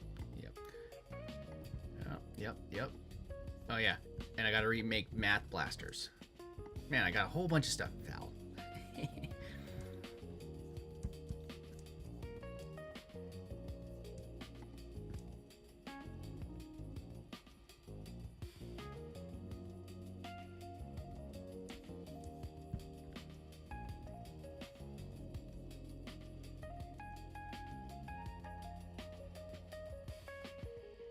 Now I have 3 changes, dashboard, track, toddler. Include order div. Okay. And I've been using the Sonnet. I haven't been using Opus for this, for coding. It's been, ooh, what's this one?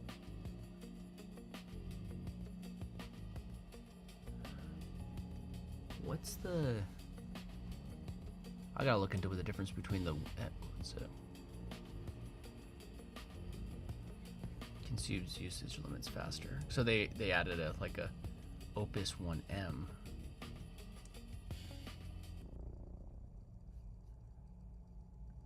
The difference between Opus 4.6 1M and I have to look it up.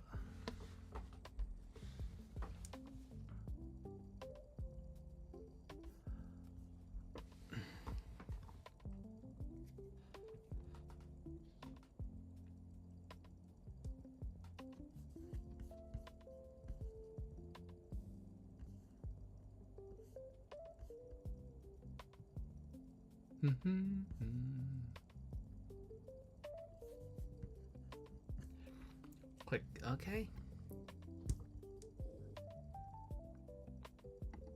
All right, let's see what it's done for us. Oh yeah, I spun this. This was the first tool that I started building, and it evolved into this whole entire SAS that I'm building instead. It just started with like a pin board. kind of funny. Let's refresh this. Okay, so now let's move profile down here.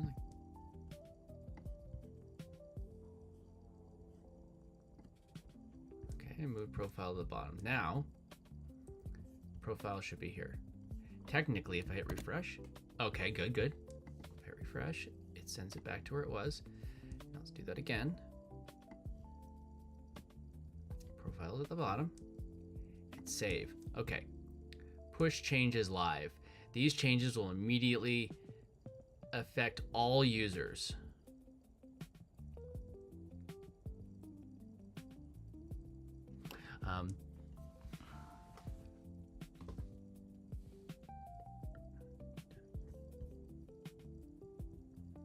What is it typing? Tells me to tap reorder. But now I should be able to preview this, but now the profile's okay. Yep, it's working how I wanted. Profile's over here, but now if I don't hit save, I've moved all these to, oops, I went back, huh?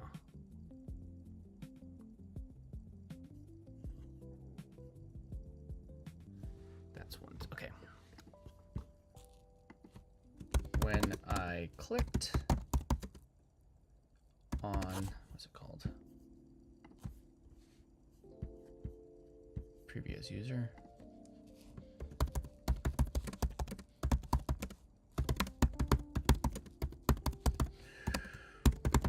I went back to the admin panel.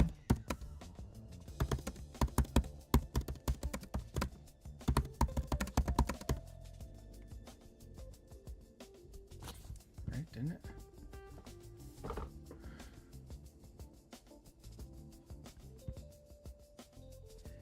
Refresh here, it goes back, yeah. It reset the order in the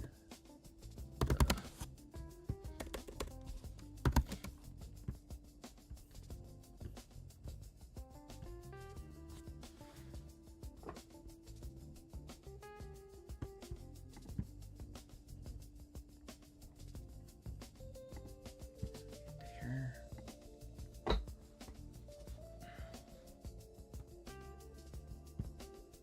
If I say I drag this to the middle here, wherever. Now, if I go to preview as user, I guess that didn't really make any difference. I'd have to say I moved agency over and then preview as user. So agency is in the middle now, but when I go back to that, agency is back previewed at the bottom. So when I went back to the admin panel in the reset, it reset the order back in the list to the default last saved. If we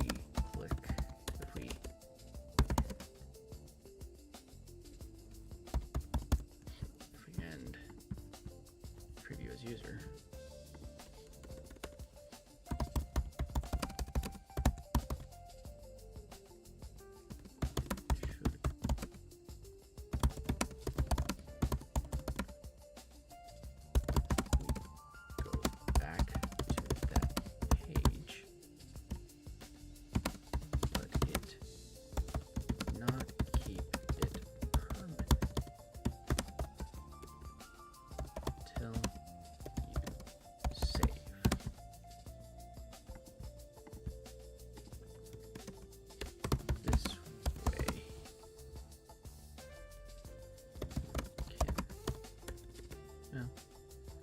also, the other thing was in this one, the save pop-up. It only mentions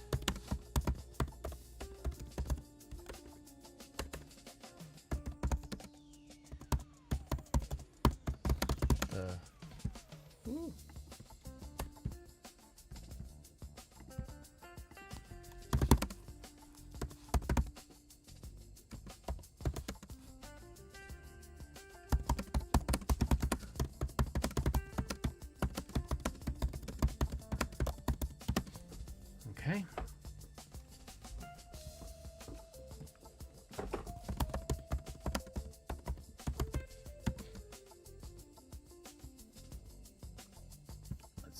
so.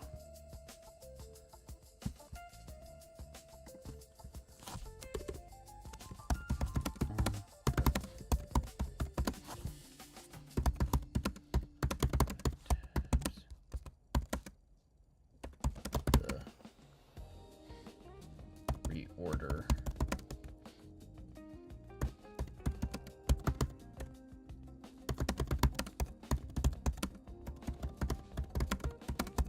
Down.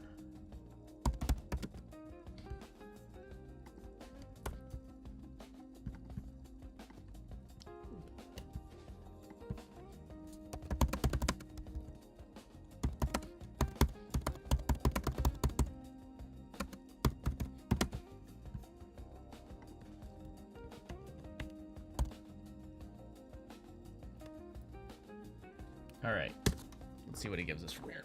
I want to make sure I get this done, all fleshed out.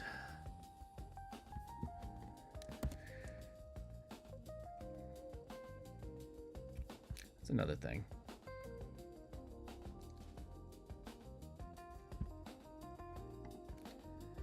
Another thing I want to change is, like, I have it every time I hit refresh, it takes me, so I hit here, hit refresh, it takes me back to that page. I'll tackle that during this live too.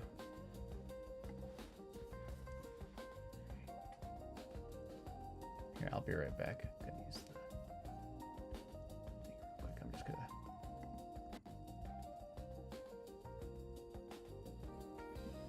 Hello. Here's my no camera mode. I'll be right back.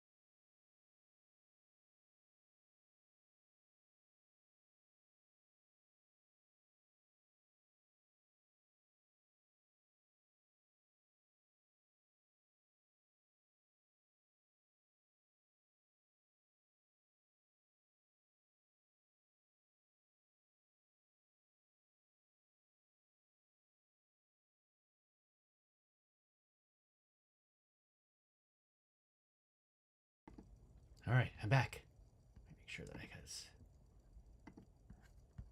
Okay.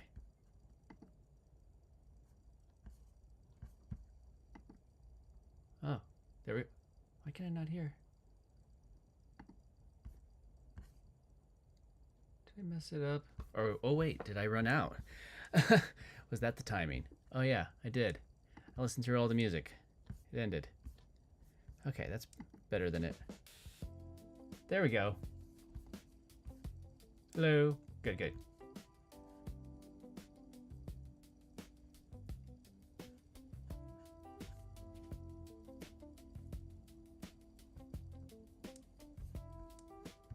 Right here. Good. All right. Just as long as you could hear it again. So good. I'm back. Okay, back over here. Let's check this out. Order prisoner after preview exit. Agency starts. Okay. Let's refresh. And see. See how it goes. Okay. Good so far. Reorder.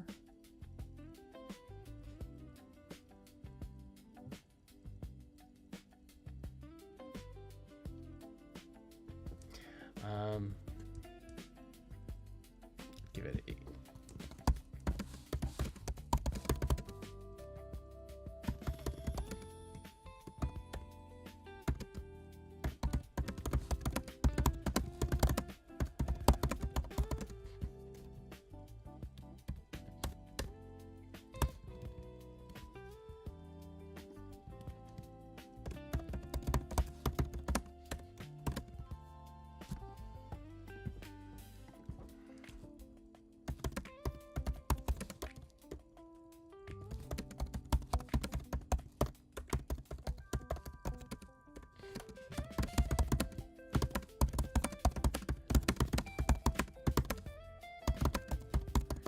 to everything in the admin panel.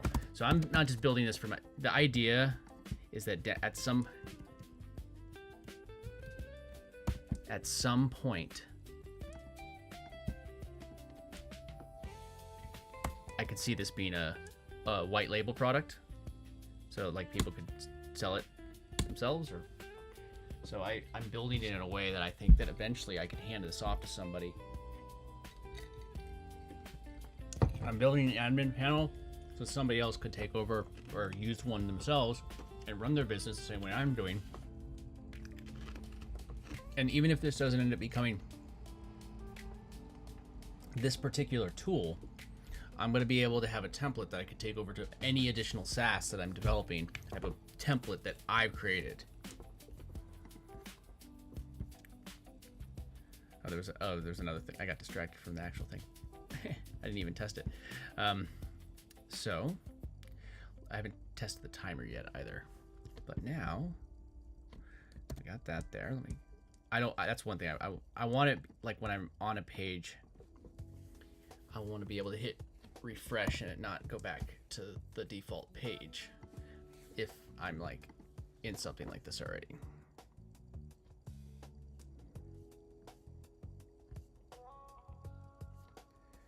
So let's do this. Okay, so change the order. So I put it in agency now would be, did that automatically? Okay, that changes it up there. But now if I hit refresh, it automatically goes back to the run, should at least. Ooh. No, I don't think it did. It didn't move. So now, what do I need? So here, so agency is now in the middle. So I could preview as user. Now when I go back, agency should still be in the middle. Okay, it is, but if I hit refresh, it shouldn't be.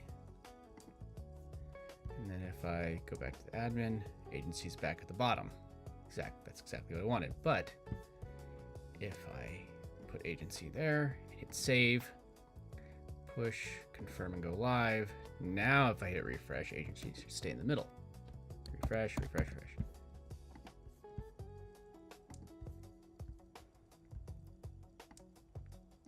Put there, however I want to do it.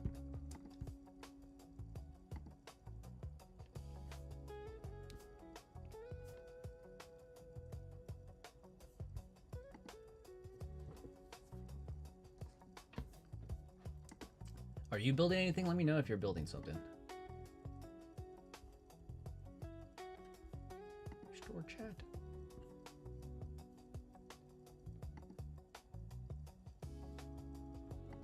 Oops. It's supposed to be pop. Pop out. There we go.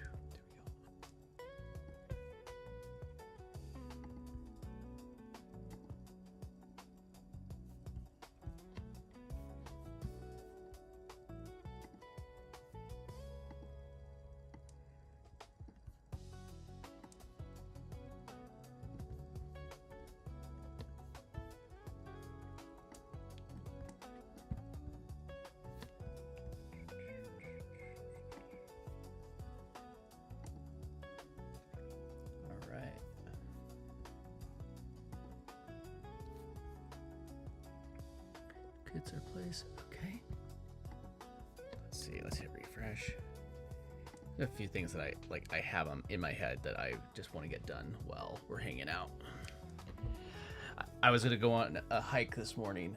Was I already talking about this? I was already gonna go on a hike, and then I told myself, I said I'm gonna go do my live and get this stuff done before I go on my hike, because then I'll be able to relax and go on my hike. I might do a live stream while on my hike on my other channel. Because why not? Go check this. All right, so let's check the admin panel. Okay, so here, toggle tab, on or off, global for all users, clear, clear, clear. All right. Here we go. So temporary view of dashboard. There we go.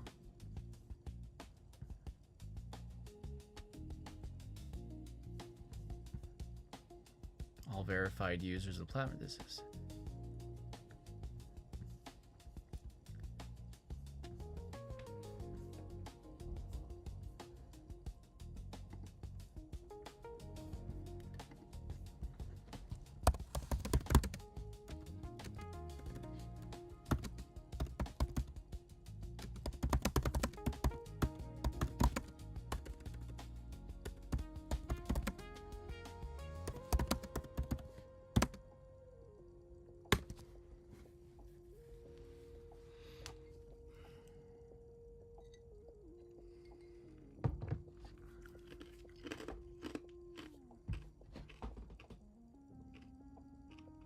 Mm-hmm.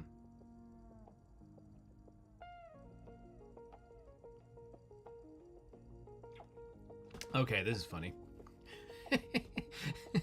I just got a notification from YouTube Music. Says, you are officially a top listener of Andrew Lloyd Webber. I guess I'm listening to too many bunch of musicals recently. And I'm a top listener of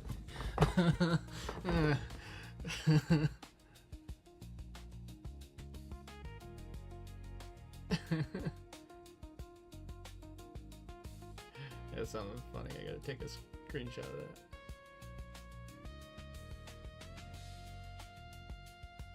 that. I find that funny.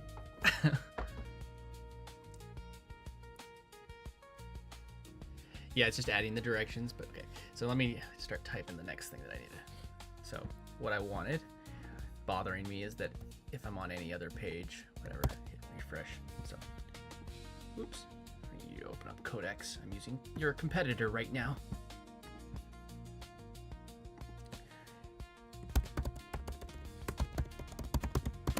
When you hit refresh, sends you to the. What's it telling?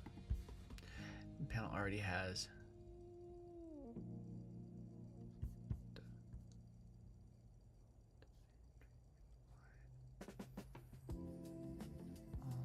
Sections. Okay. Do that while I work on. Current, when you hit refresh and it sends, refresh, it sends you to your default page. I want any refresh to keep you on the page you are already on.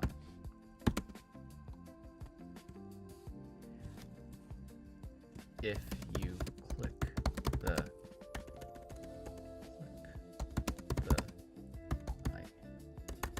app icon in the top right, so left corner, it will still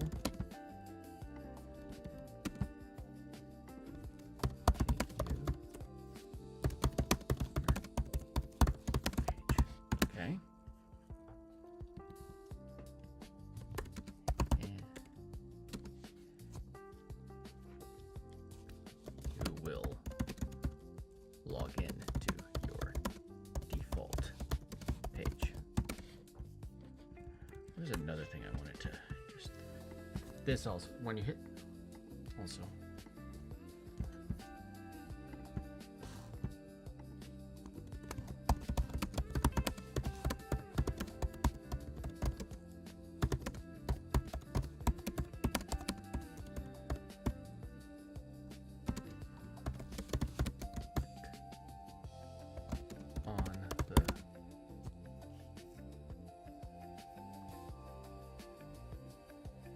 Actually, no, I don't think that's good.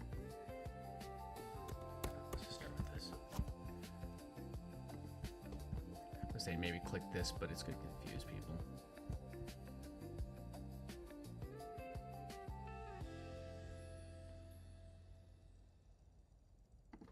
That's what I need.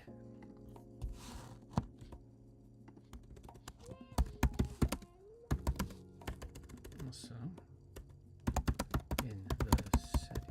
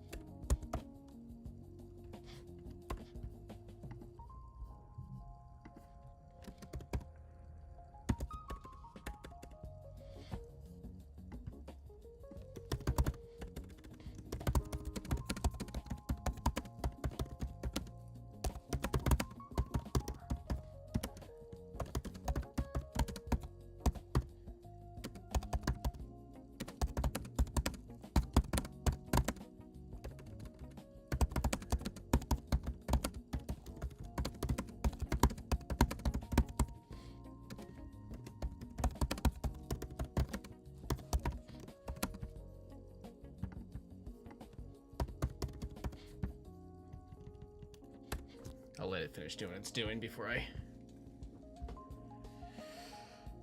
give it another marching order. These are just little UI things that have bothered me that I'm just getting fixed. Oh, while I was doing that, hey, I don't know if you could tell, there's like some blue in my hair.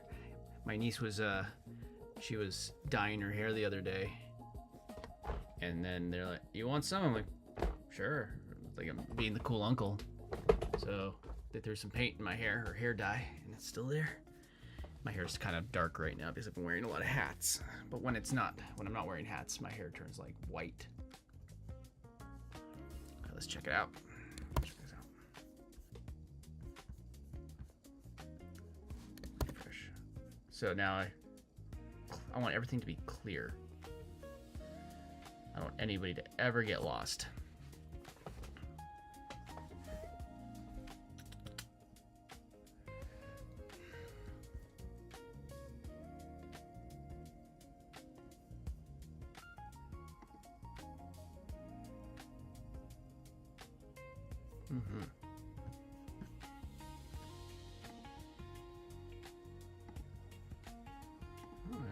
Plan mode.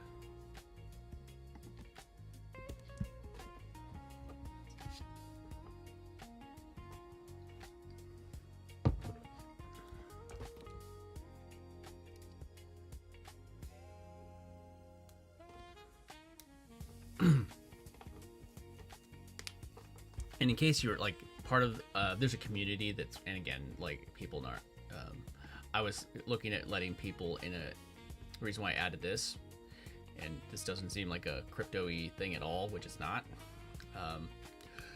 There's a NFT community that I'm in, and I figured since I'm in it, I can let some of them be my beta testers. Not just beta testers, but that could be like a good way to, if you trust a community, to let them test it for you, whatever, and then you could just say, oh, if you have this, then you could get access to my beta, or I could let you in manually. So if you want instant access, go and grab that NFT, and it brings value to something I own. So that's probably one of the routes to the beta access that I'm gonna have, and that's the reason why I added it. I don't want to make this into like a crypto thing by any means. I want it to be a straight marketing tool.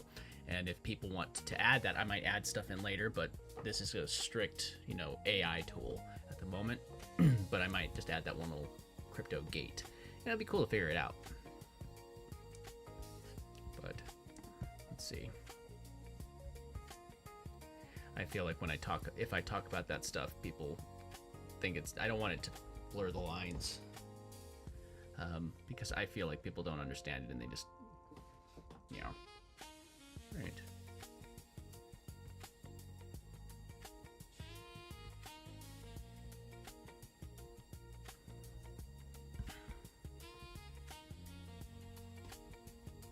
I don't think much of anything that I've actually done today is truly pushing me forward, but aside from cleaning up some bug fixes. But the thing that I honestly like, if you're wondering, like, my big win today was honestly being told about this. I had heard of the name, but I hadn't looked into it. And this like Planet of Agent, you mentioned it, or was it Planet of Agent, or was it no? Yeah, Planet of Agent. Sorry. Yeah, you mentioned it, right? Yeah. You mentioned it, and yeah, there I'll just go and. Oh, the 5.25 inch floppy disks, yeah. Let's go back here and see what it's saying. I want to make sure I get some of this stuff in today. Oh, you want to see something? This is here. Well, while we're doing that, I was testing this video, and yeah, I get it. It's not perfect. It's not great. I'll be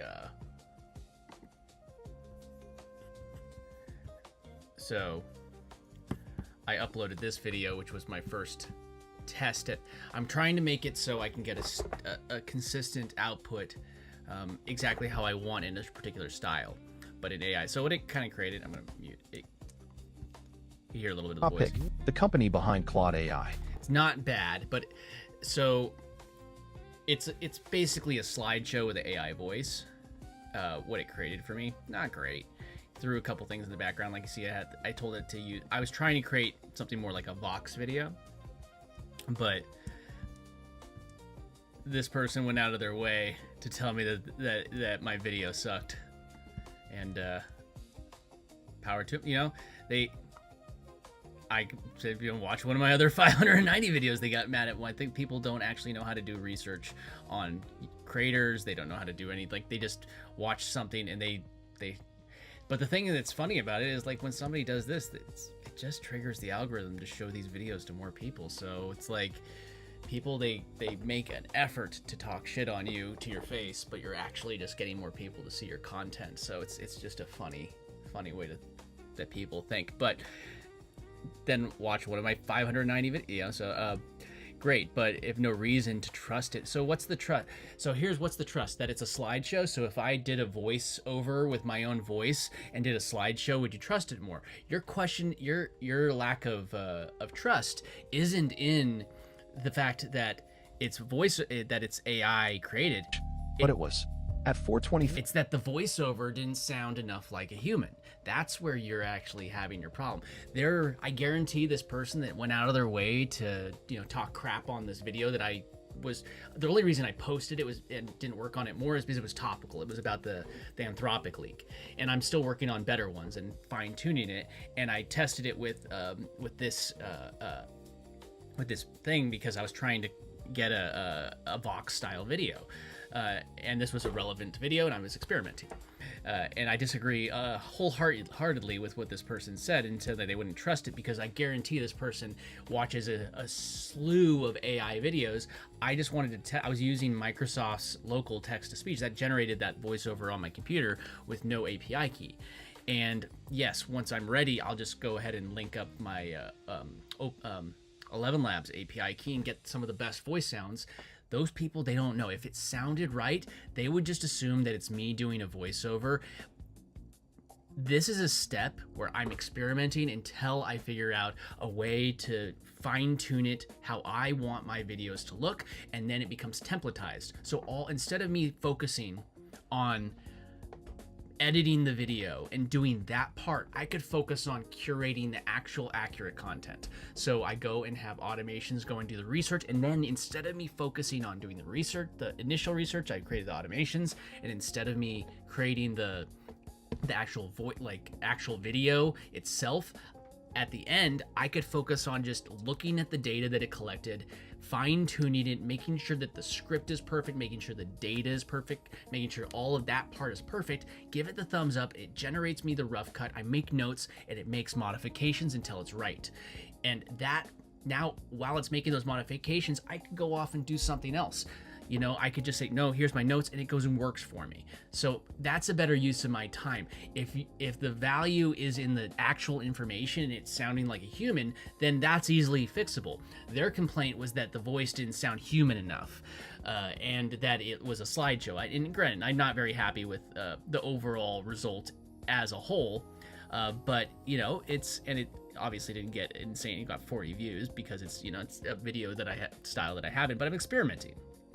And that's what I tell everybody: go and experiment and figure it out, because it's just going to get better. If you don't keep on doing it, it's gonna, it's just gonna you're gonna plateau. So let me take. Too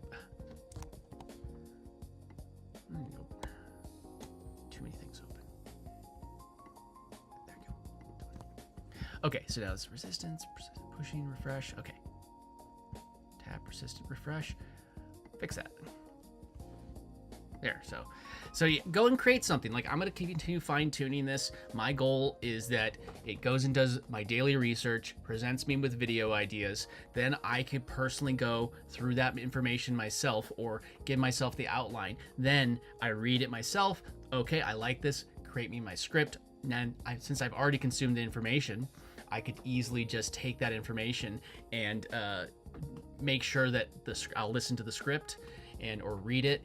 And I'm like, this is great. Then it goes and does the rough draft, and then I make notes. That's the flow that I want. I feel like it's a waste of my time to put so much into making sure I'm just a better manual editor that takes me time, or I have to go hire somebody. So what's the difference between me hiring somebody else to edit it versus me doing the research, creating all the content for it, and then handing it off to an editor at like something like VidChops to do it for me?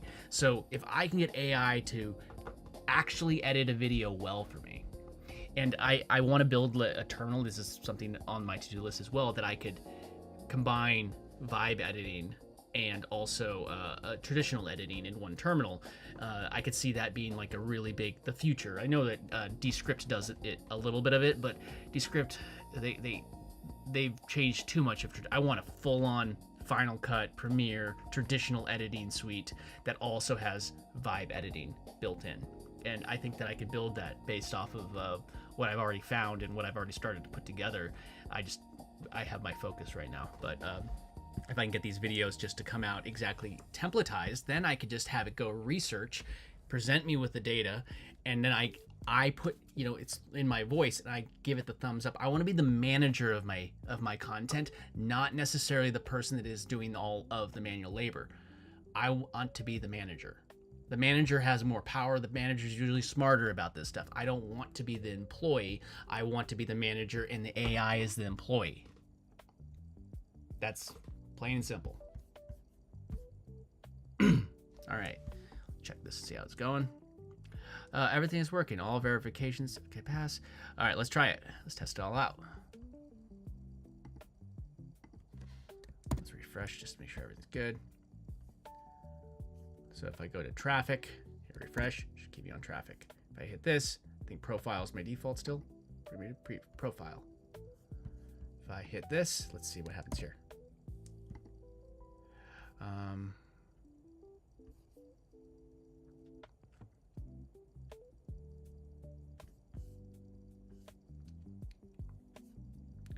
It did add this. Okay, so if I click this, so maybe I make let's change my name there. Okay, hit X.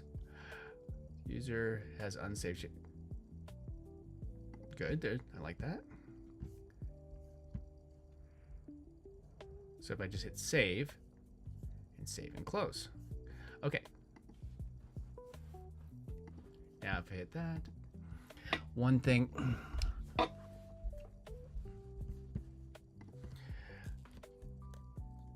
Great. Okay.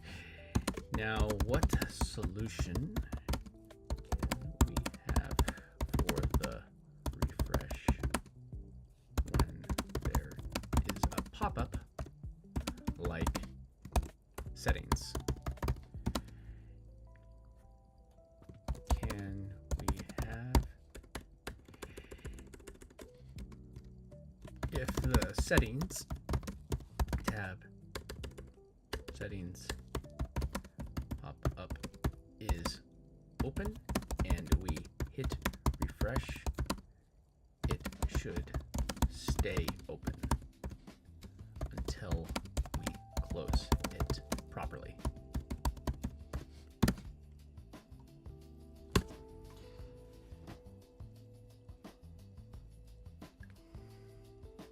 Just housekeeping stuff. And I've added like I've added like, what was it, 300 lines of code today. That's not, we got it. So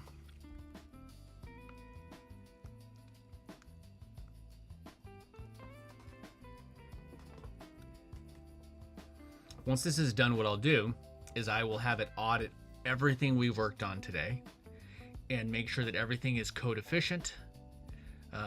That there's the lines of code are as efficient and written as efficiently as possible, and that it will use the least amount of tokens when doing anything, like when it's working on it. So now restore this page. So many of this little thing. I mean, it's so much better now. Like this whole top section is just so much more efficient and better just already.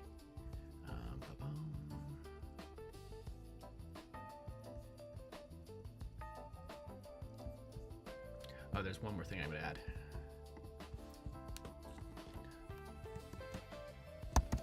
Also,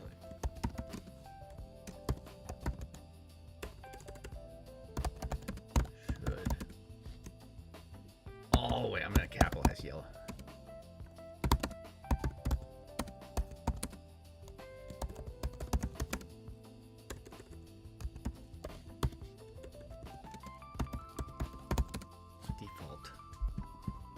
options in settings.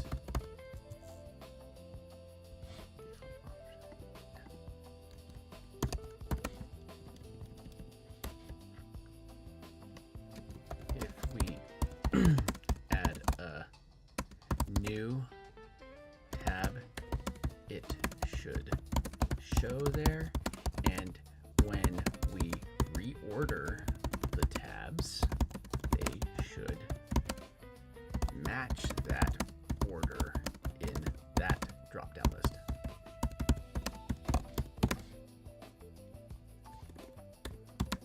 These are just things that have been, like little things that have been bothering me that I'm just getting them out of the way.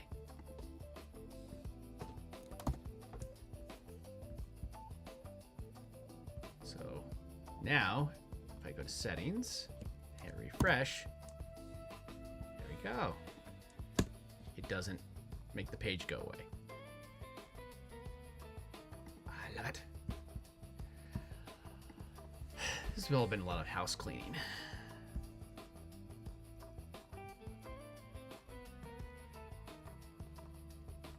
I also, like, I'm not going to go over to the one that I have filled in, but a lot of times people, they lose their, where is it? Their API keys because they don't save them. Not that I'm saying you shouldn't make this be the only backup, but if you ever enter it in here, I made it so you can just click a copy key and pull it back out of here, and then you'd have a copy of your key.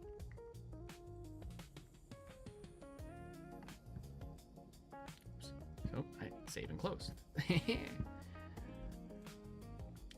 default page drop-in is not visible at the top of the profile. Current default, the drop-down is dynamic, populate. Okay, so let's test and see if that worked. Refresh that, make sure it's good. I go back to settings. So now what I did is this. So profile, look at this. Okay, so we have, see, the reason like this is something that admins do. So now it says agency is the first one. So let's go to our admin and let's just drag agency to the wherever here to the bottom. Save. So now that's the current thing. So settings again. Now when I go here, ooh,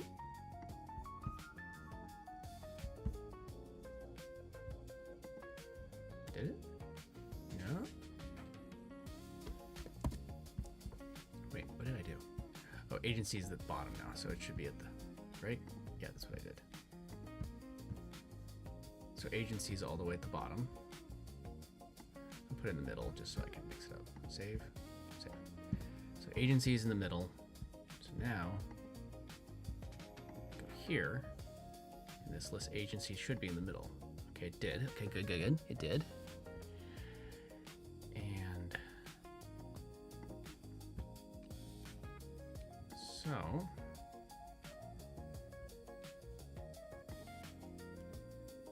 agencies in the middle. Is there anything else?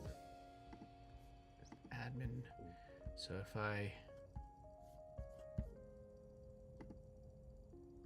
preview and then they go to settings,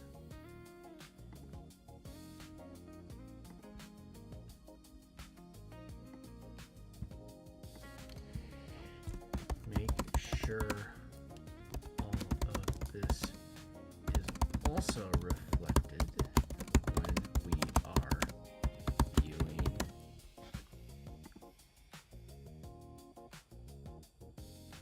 what kind of business am I building? I'm building sort of a business in the box based off of a bunch of different pieces that I'm putting together. So let me just what's up the Tim K 4720. So first off, I'm building something that and I was pointed out this earlier, and I'm going to kind of look into it. First, there's the brain that helps you pick out the perfect business and puts together your business, and then you run the rest of it from integrated paperclip, which is the brain that will run it, and then it will run your entire automation that is running on OpenClaw in your VPS or your virtual private server. And because you you do it this way and you build it kind of where you have a terminal that you're working off of, and then something that's continuously getting smarter and learning about you as a person, learning about your business, and continue, then you're going to be able to find out what things can be automated. So I'm building the human interaction portion of the agency, which then can control what people are already setting off. And there's a whole bunch of pieces that are coming out open source, and I'm grabbing some of those open source pieces, putting it together, and then building in all the pieces in between. And then I could release it as a beta tool and fine tune it, and as new things come out, I'll be able to do it. And in the end, what I'm doing is I'm building the tool that I wish that I found when I started creating content, when I started making money online. I wish I had something like this. And that was kind of my approach when I went into it, is like, what did I wish that I had access to? What would have done it? So I wish that I had the perfect coach that would have understood, like, my neural divergent mind, or whatever. Is like, my brain works the way my brain works, and yours does the way yours does. So I wanted it to understand me. So that's where the foundation of creating the perfect. I can't ever find a coach that understands the way that I work, because I don't work the way that they work. So I'm just going to create the perfect coach for me that understands me. And I think, but I don't want, like, the idea is that I want to build it as a template where if I gave that coach to you, it would understand you in a way that I never could. And then because that, it's going to help you build the business, like the perfect business for you, which might not be the perfect business for me. And because I love automations, it's all about finding those perfect automations. And now, like, it gives me something to nerd out about.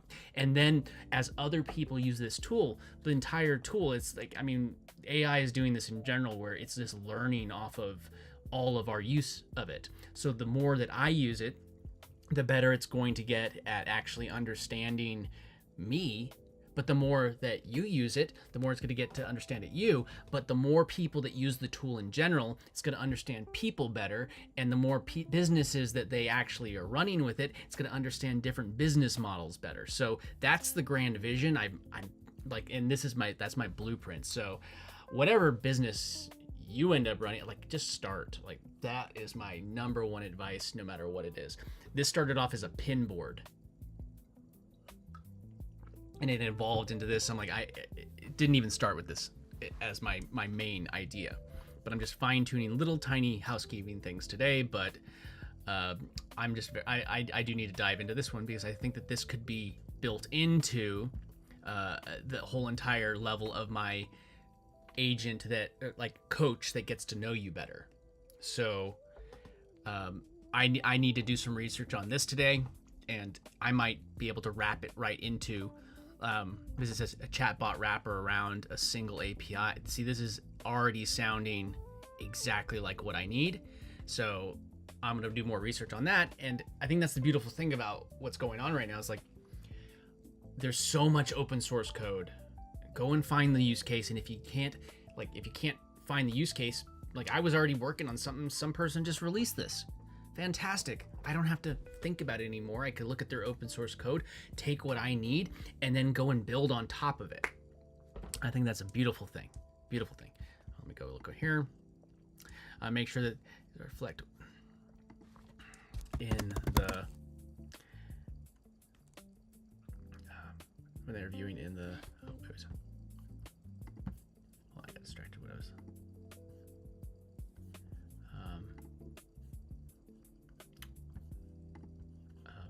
Preview as user.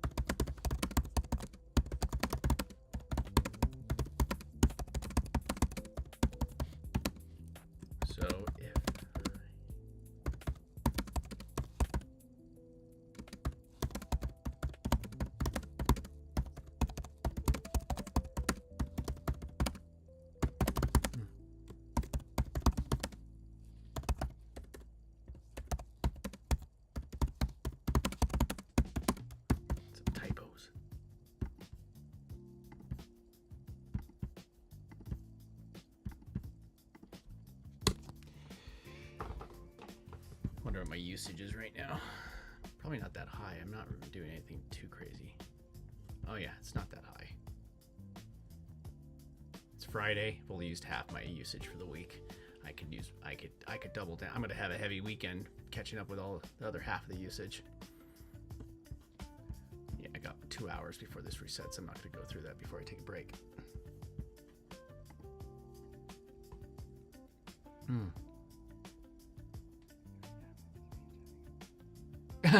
Every time you see an agent, I think insurance. Right? That's good. Oh, no worries. Thanks for stopping by. It's okay. I'm going live regularly. It's one of the ways I keep myself accountable and make sure that I'm always working on stuff. Is like I'm getting stuff done. I'm hanging out with you. I'm teaching other people. I think it's great. I'm gonna be here all the time. So if you want to make sure if you subscribe, ring that bell, you'll get my notifications. And I'm just gonna keep on building. I can't wait to show you when this stuff starts going live. It's gonna be crazy. I might try to automate an affiliate email idea where people sign up for other offers. I think that's a great idea. Go and do that. If you have the idea, go do it. Like I already have plans in my roadmap to build out a bunch of like automated blogs that are not just ranking for SEO, which I think is important still, but was it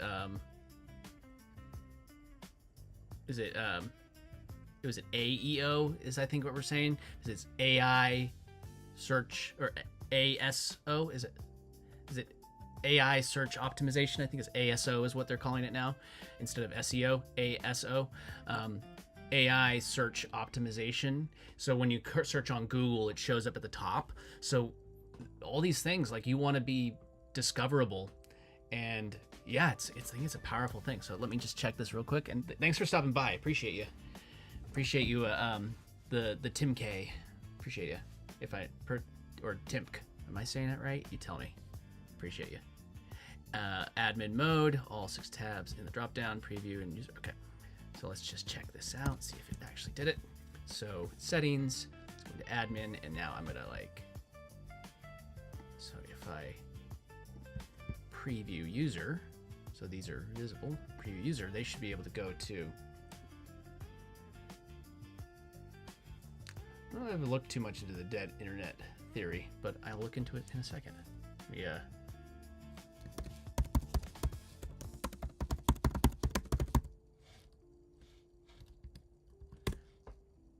Tim K. Awesome. Dead internet theory is a popular, partly conspiratorial. Conspiracies are great, right?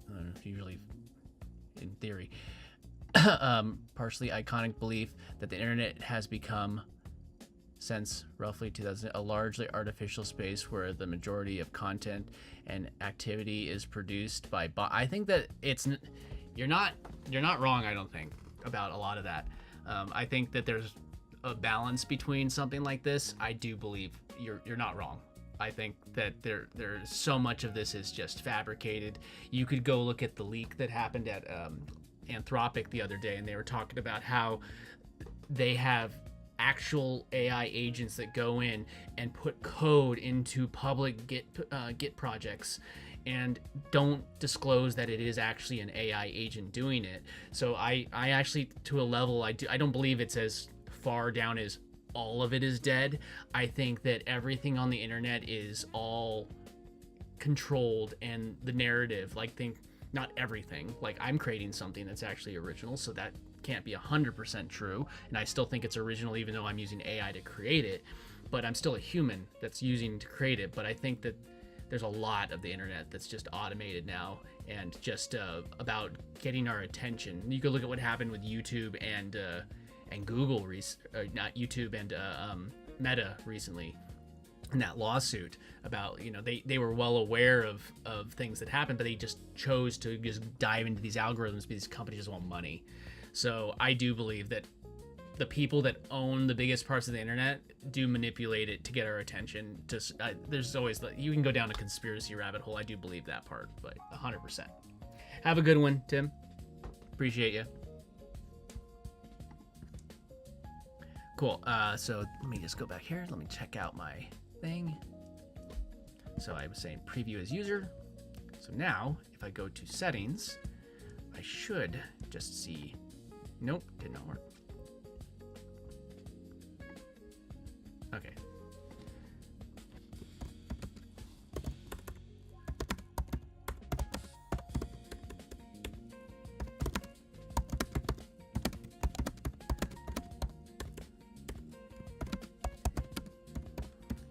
Had 3 tabs marked as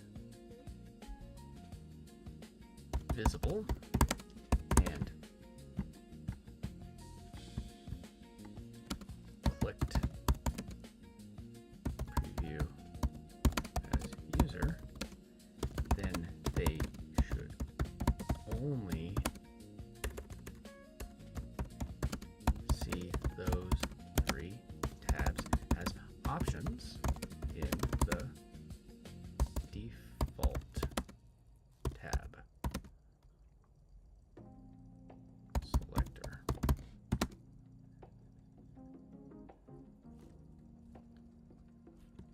Not just here, but this is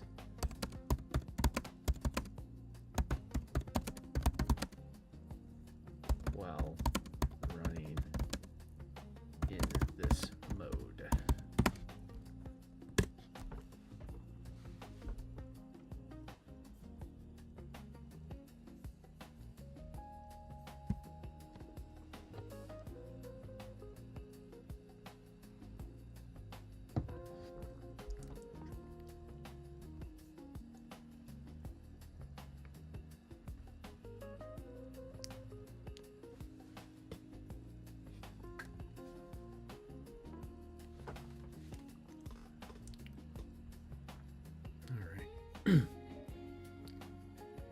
Let me fix that, and then I'm going to have it audit my code, because I feel like kind of getting to, I feel like I was productive.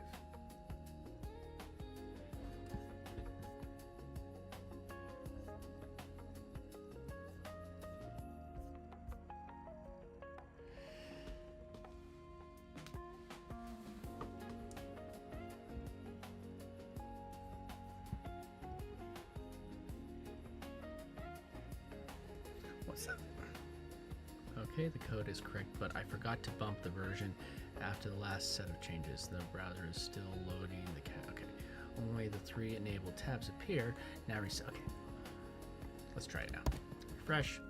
So there's only 3 tabs. So right now, if I go to settings, it should show me all of them. But if I go to my admin panel, which I have right here, and let's just, so it only shows 3. It shows, let's actually push agency back to the bottom. So it should show in that order. And it should only show me these 3 tabs. If I go to settings, yay! Profile, and it's in the order I wanted it. Hit that, hit that. Awesome, that's exactly what I wanted. Now, I didn't test this out yet, so let's go look at this. Okay, schedule ideas. So the ideas tab, set a future date, set time for automatic tab this.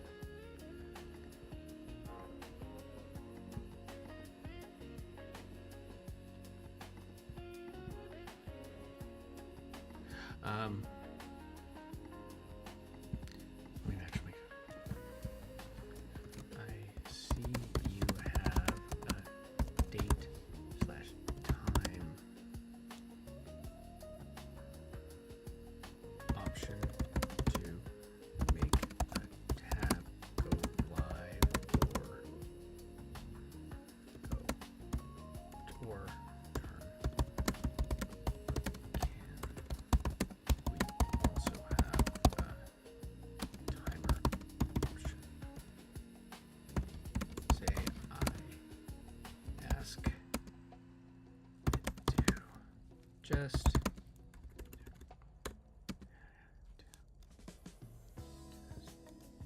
say ask it to.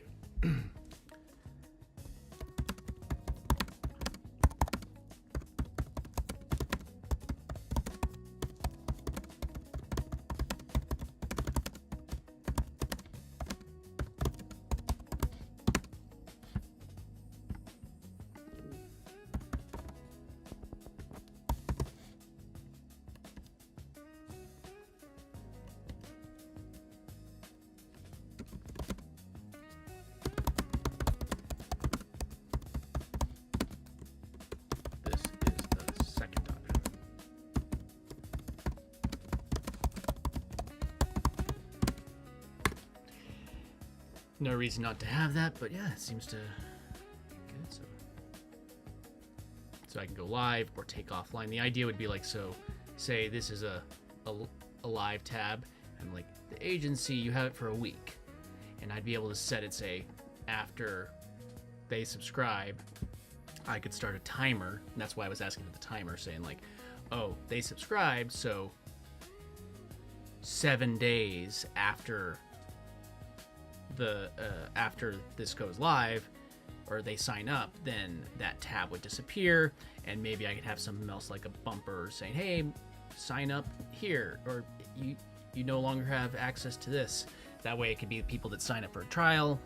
I'm able to, you know,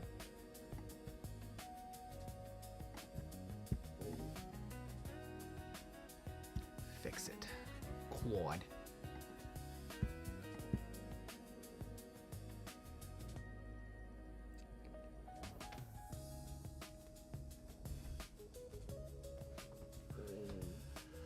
Ah, yes, good stuff.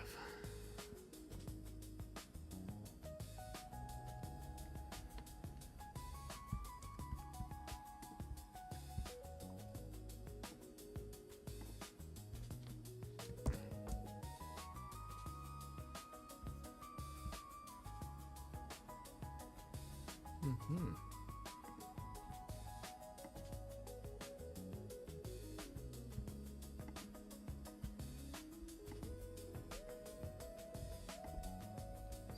That finishes.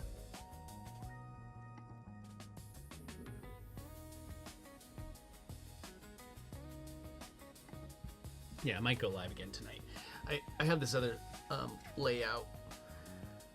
I just want to get this stuff done, but not, I'll go live again tonight or tomorrow if I don't go tonight, but definitely be working on this more tonight. I got half of my usage. I just gotta use it up this weekend. Not let it go to waste.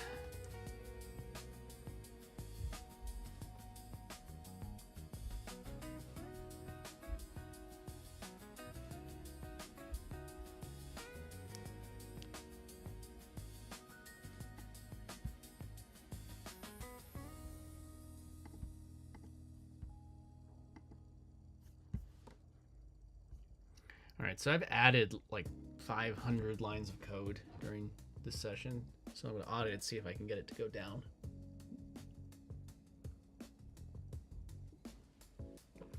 Without breaking anything. Because the background doesn't need any changes. A timer just plus duration to iOS database before sending. Same as. So it's just changing something in the display now. Okay. Let's go check it out. Let's refresh.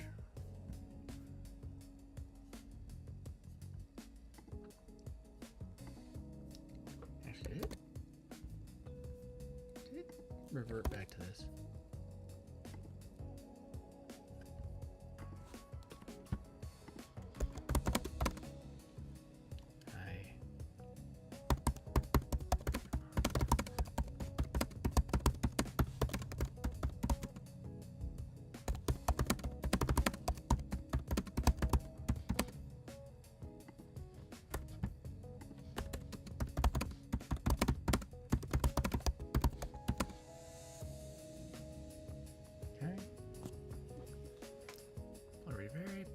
Scheduled move.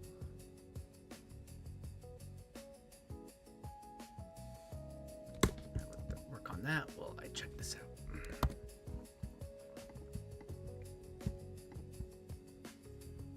Okay.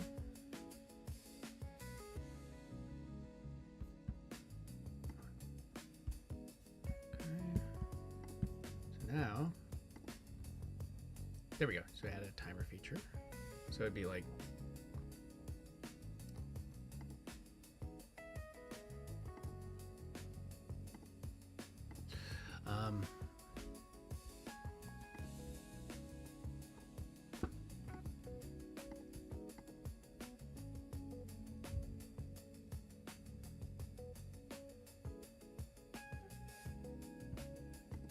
say like take offline, or maybe it's a countdown, like in this example. Remember I was saying maybe it's a 7-day trial. I could say 7 days. Timer, disable. And I could say like take, I'm saying traffic. Maybe it's the agent. I could say it's activated right now. So I could say disable after 7 days. And now, let me try it. It's created this, okay. There we go. Disable, and I wonder what happens if I click this. If we add a timer on a tab, it adds the timer next to it list. If we click the X to remove it, we need a second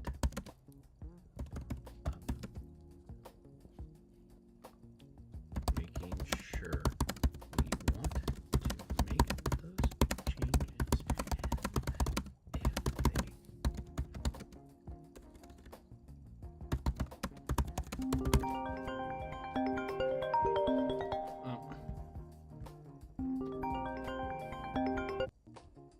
one second.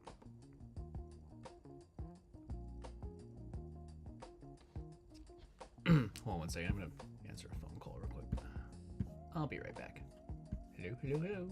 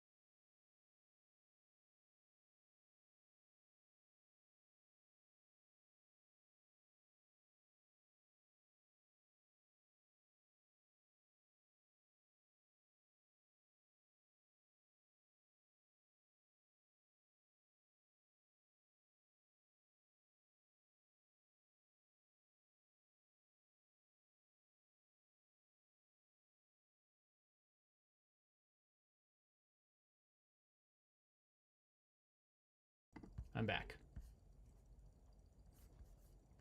Are we still, is there no background music? Did I go through the whole thing again? I went through the whole playlist again, twice. Play it again. There we go. All right. If we add a timer on a tab, it adds a timer.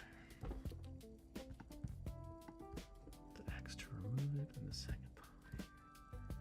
That changes it. If they click yes.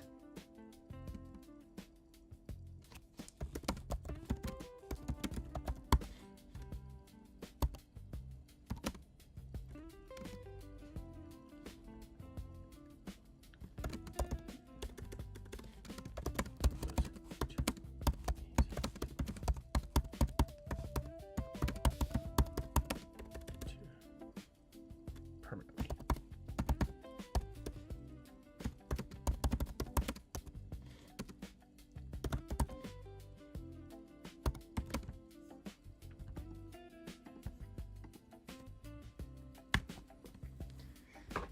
Okay.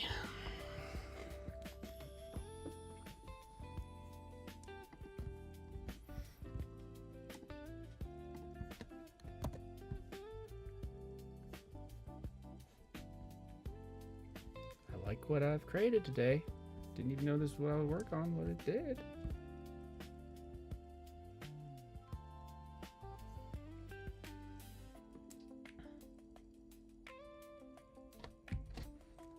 While that's going on, let me check this real quick and make sure everything's good. I gotta figure out what's going on with Streamlabs and their being able to see their chats. I feel like Streamlabs here, but it's not show. You can just kind of see it. I don't care what you guys see, but it's not showing me. Usually shows me the combined chat from everywhere. Oh wait, it's showing it now. What the heck? What's going on here? It's not showing it on my other monitor. Can I pop this out? I'll make sure I haven't ignored any of my peeps. Nobody on X. It's all good. I gotta figure out what the deal is. Maybe it's... Oh!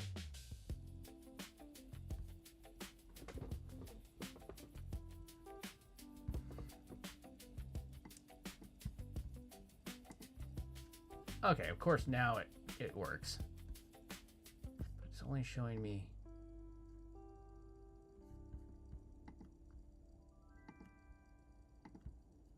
That is weird. It's all good.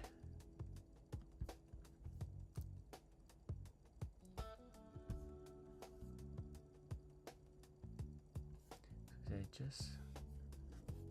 looking at it weird. Is there both? Yeah, I think it's only showing me, so it's only showing me one stream. That's weird. Okay, let's see. Back to what I was doing. Let's go try it now. So let's go and add we want to remove the agency model. So say it's 7 days. We want a trial. Take it away after 7 days, schedule. Now, okay, look, we got this. The scheduled change will be canceled. The tab will stay in your current state. No changes will go. Keep schedule, remove it. Keep schedule, oh no, remove it. I'll remove it, but I'm gonna leave one just running just to see how it looks when it's, how about, let's just do minutes. That's what you chose, like 10 minutes.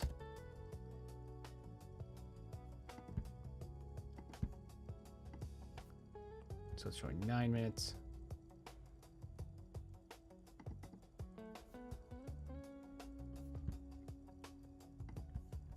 I wonder if I just say 1 minute. Remove after 1 minute.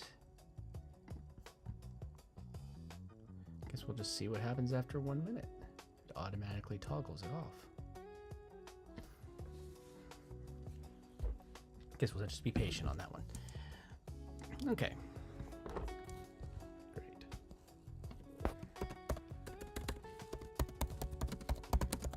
Now run a code audit on everything we have worked today.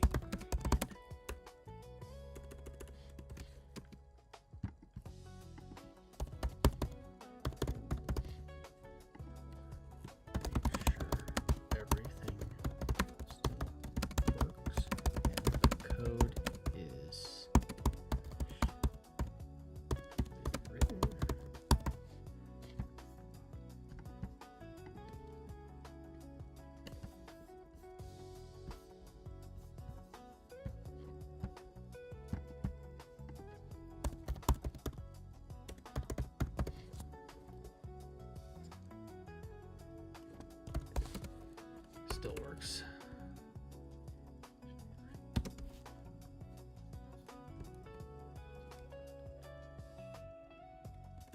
As a whole.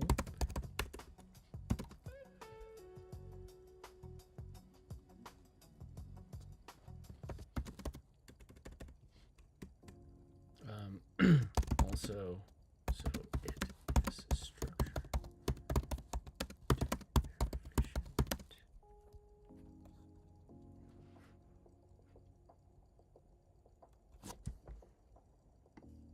So let's just start with that. Just have it audit our code. Let's go back and look at this. What it was. Disable.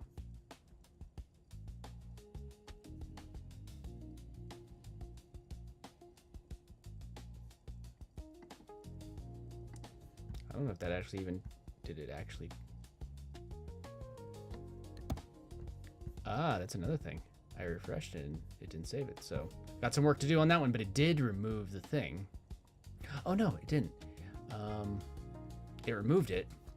It did work. It did work. Let's do this. So now let's just do another 1 minute example. In 1 minute, I want that tab to be added back. So it says 0. Maybe I can see if it could actually count down the seconds. But that's little things that I'm close. Once this audit's done, I'm probably gonna take a little bit of a break because I've been at it for a couple hours. And I want to go on a hike. That's how I relax. I go on hikes, work, and go on a hike.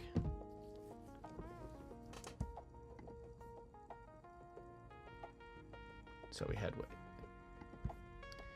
1865 and 480.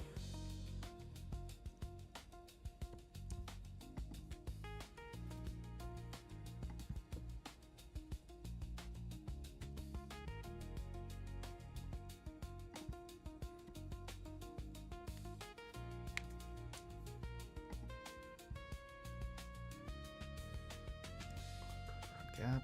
Okay.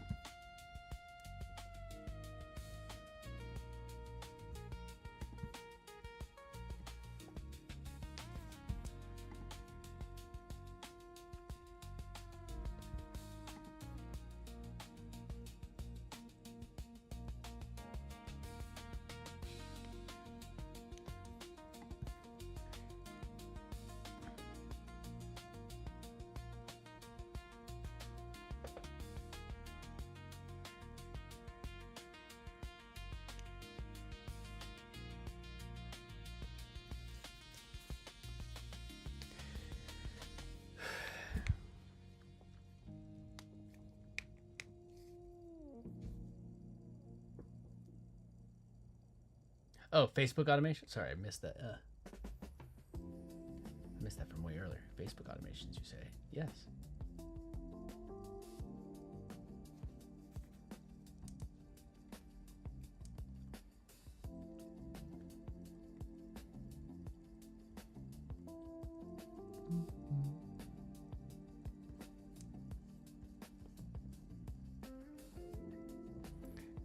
Good finds. Fix the issues. Skipping the z-index1 scheduling model is never opened from the race. Behavior is actually correct. Logo. Okay. The real issue in one pass.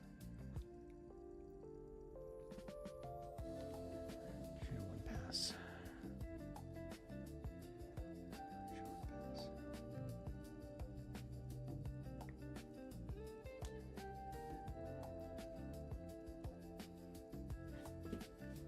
Here, let's go and let's check it out. Go live is now. So if I need to just make a few notes on how this displays and that I want that to automatically toggle over so I don't have to hit refresh, but yeah. It's functional. Just a few little UI notes.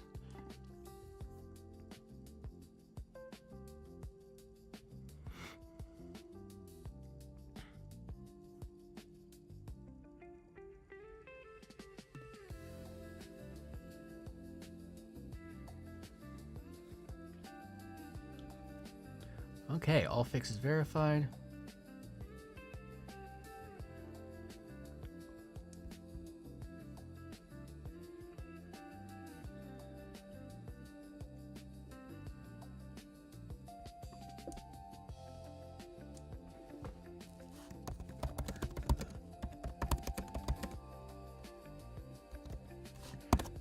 do those audits later. But look at the difference in the lines of code. Added a lot of code because I was adding a lot. All right. Then what I like to do, since this was kind of a probably have a whole audit later, but yeah, I think that, I mean, this definitely makes it easier for me on the, not necessarily anything with the tool, but now what I'll do before we start. Okay, great.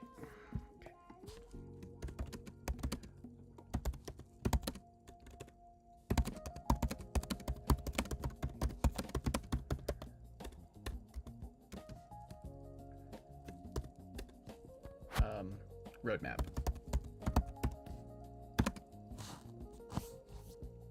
Please. Go.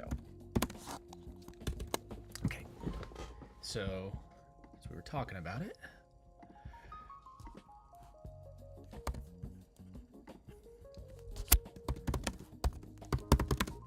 Agent Dunk is the name of my agent because I go by Dunk on most platforms. And then I have it as an agent, so it's like it's my PFP on Twitter and stuff like that. So it's Agent Dunk, you know, so why not? For Agent Dunk,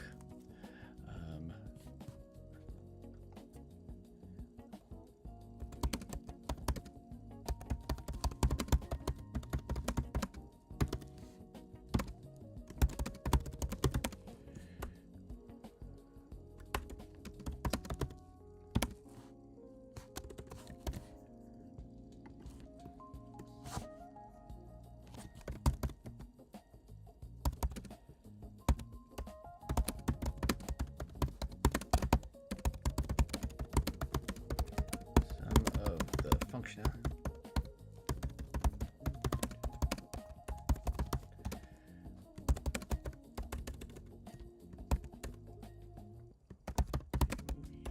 Should use it as our starting point or to create parts of it in, so we don't have to stop zero.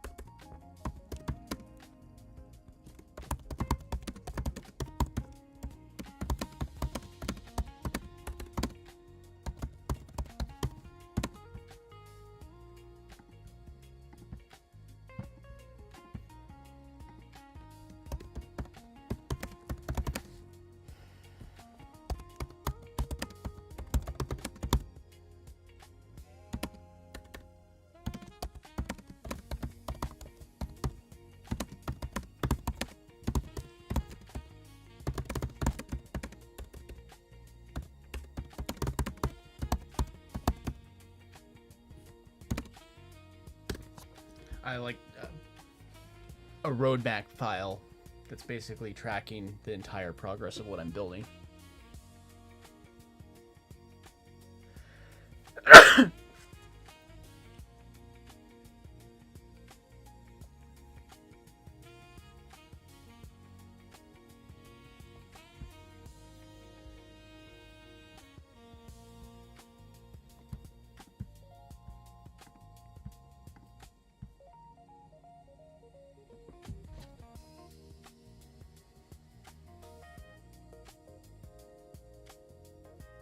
Mm-hmm.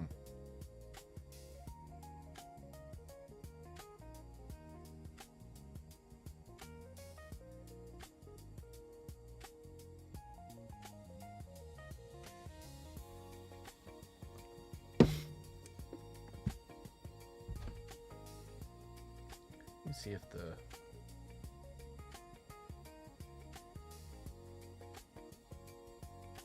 checking out the stream on X and see if anybody was chatting, or I don't think anybody was. Oh, what's up, Bearded? Sorry I didn't show up.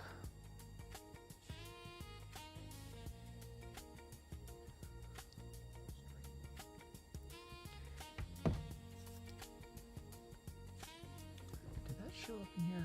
Multi-stream. Gotta make sure I bring up the, because I'm streaming to several places, but should have showed. I'll have to hit up Streamlabs and yell at them. It did it! After all that.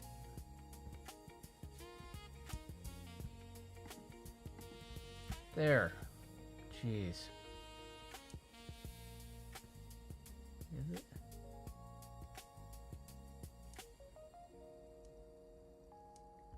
I don't see the X. I see everything on my 2 other streams.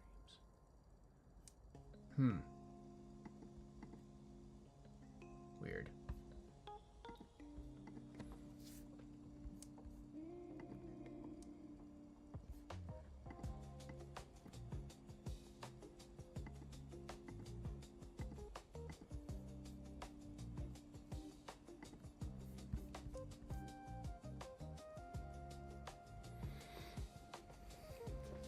Hey, and if you could build this better than me, just go do it. Just go do it.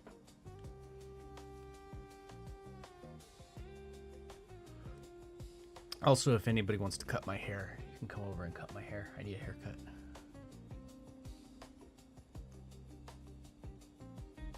I haven't gone to get a haircut in years. I don't know if you can tell. The mop on my head. It's not that long compared to usual. Man, it's definitely thinking. This is the... It's thinking. Let's see what's research. Give you thoughts. Honest technical assessment. Here it is. Show more. Oh, actually is giving.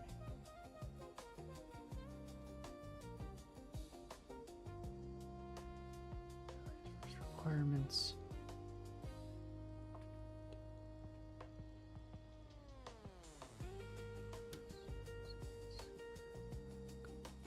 Built-in AI server supports SSE with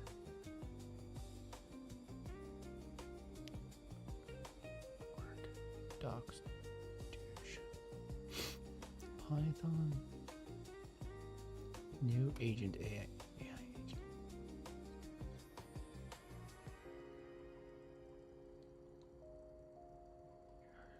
Splitting up of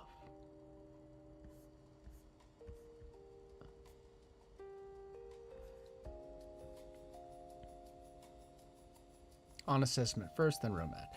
You're probably right. Hermes is impressive and has real overlap with Dunk, what Dunk needs, but it's not the right starting point for your specific case for certain reasons. You're right. Hermes is generally good for multi-layer memory, 40 plus tools, web search, file ops APIs, multiple step reasoning loops, licensing Python and active projects, patterns and tools. Worth learning. I gotta sneeze. Whew.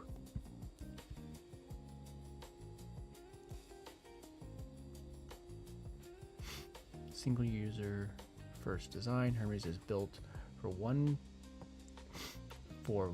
person per agent profile. Multi-user SAT.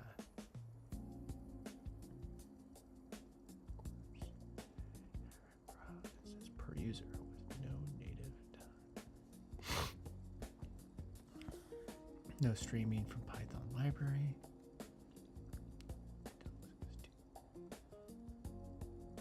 Okay.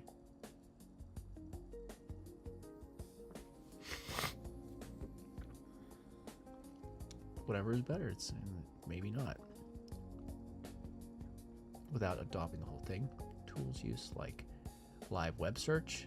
This can add to your... I actually thought about that and using a Firecrawl to do that. The 2-layer memory design, work keynotes, user profiles, excellent inspiration. Yeah. So if nothing else, even if I don't use it, I'll use parts of it as inspiration to copy. Bottom line here is to write that ideas wrong, that it is a good starting point for Ducks user. Okay.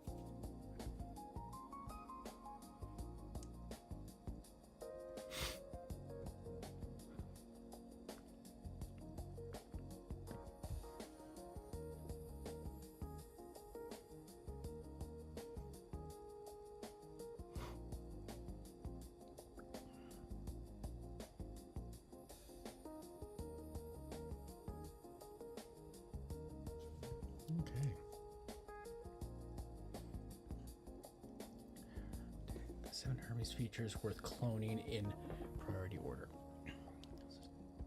Today, Dunk saves.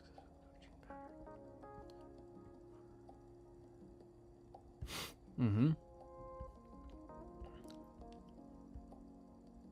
Okay. Navigation, structured, tool failure handling, per use, tool restrictions,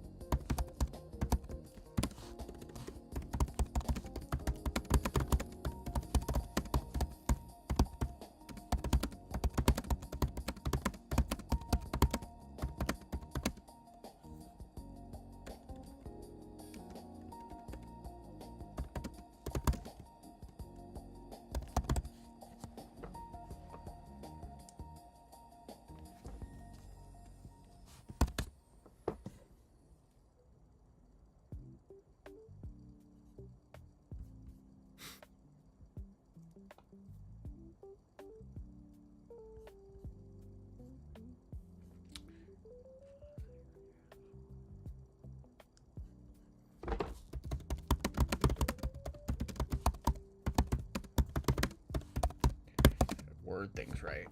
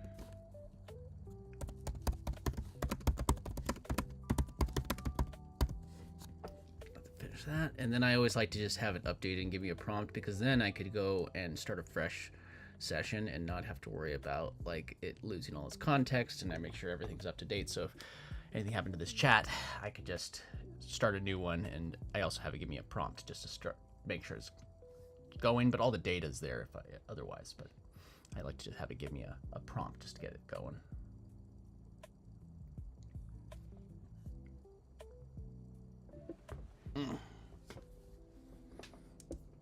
It's funny, I've been saying I'm going to take a break for like an hour and a half, and here I am.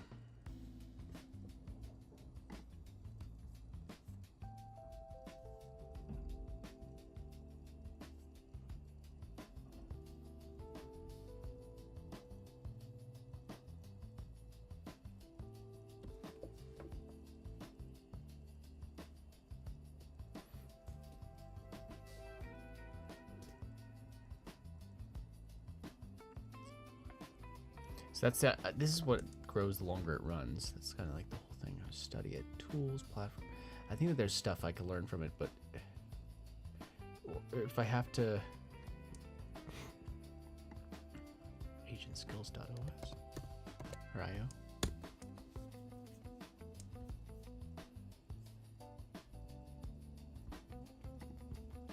Here we go. And I know that this might all seem like a jumbled mess, but it all makes sense to me. I told you I've been working on a lot.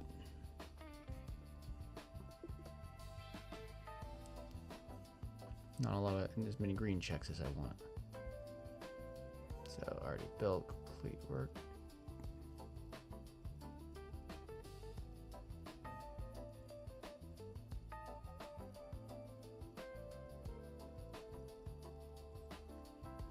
So content authority, So this is the blog side that I'm going to be building into it.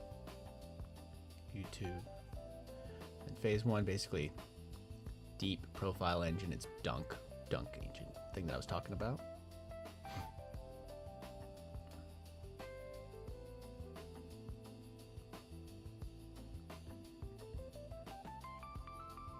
$3,000 character Dunk learns from conversation, updates the profile figure.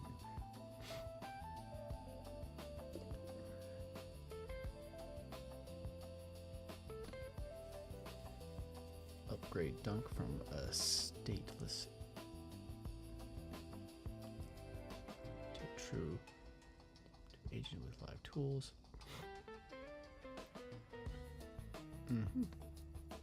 Phase 2, business discovery validation engine. Token, privacy, and then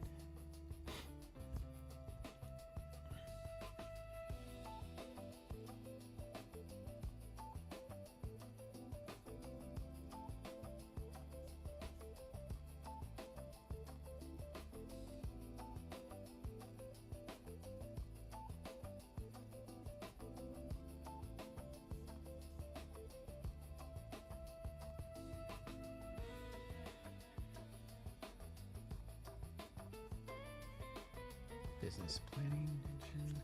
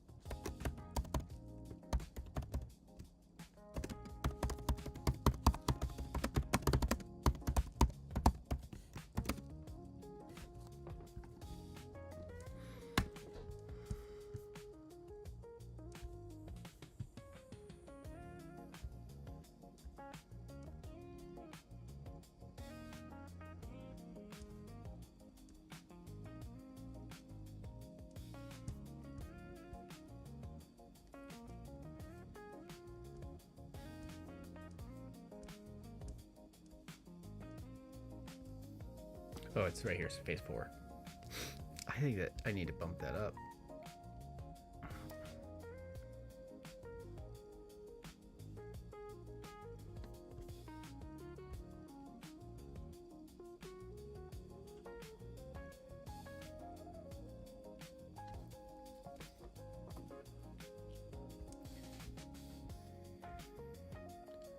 Guest provision walkthrough, okay. OpenClaw real-time status. AI agent results return to dashboard. OpenClaw never stores personal data.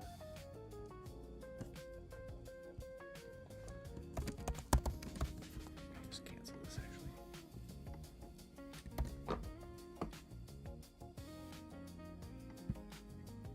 So I'll show you what this does, and then I'll finally take a break. I've been at it for like over 3 hours right now, so I need a break. So just have it give me my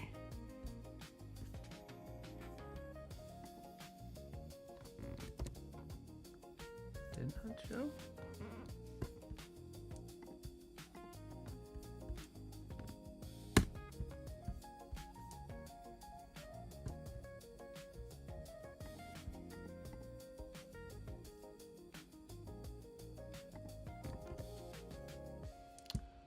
This.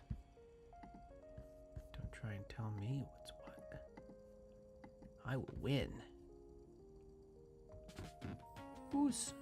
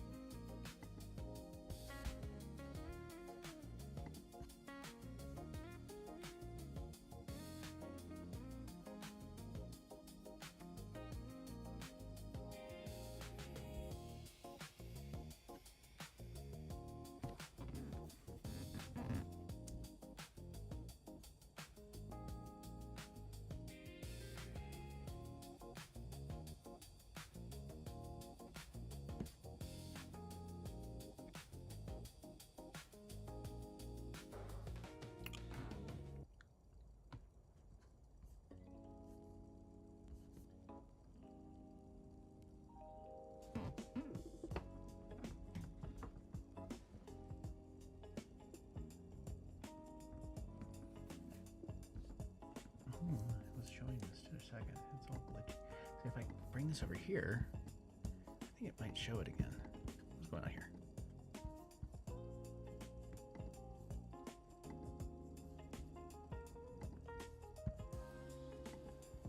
Maybe not. I don't know.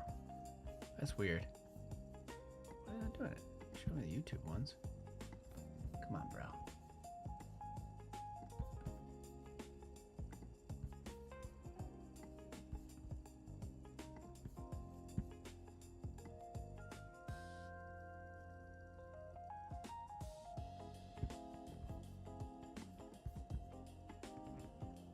I've been taking so long just to write me a prompt.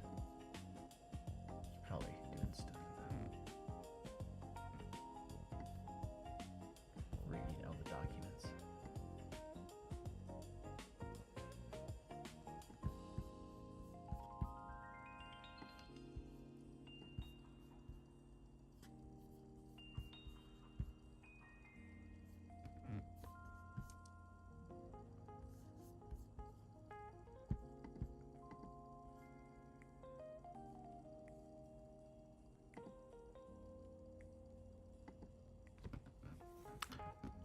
I don't know why it's taking so long. It just created me the prompt. Sussing. It's sussing. 2 minutes. Okay, finally. It had to read 7 lines of code. So that's an example. Like the longer the code is, the more it has to read.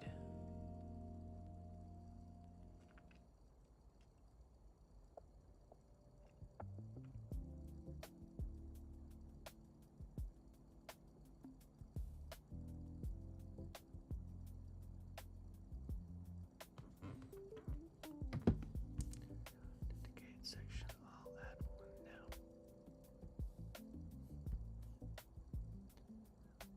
Structure that makes dashboard. Yeah, the dashboard is paperclip. So what I think that actually happened is I installed paperclip and then I changed my directory and it probably doesn't know. So let's make sure it understands. It is now has its own dedicated section, 4.5, whatever. There we go. I'll fine tune it.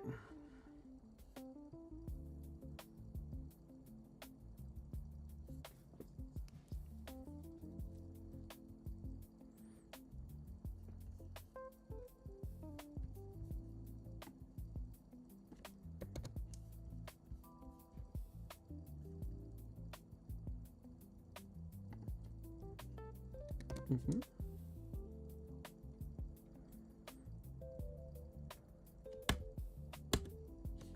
There we go. Now just give me the prompt and we'll finish this up and running complete.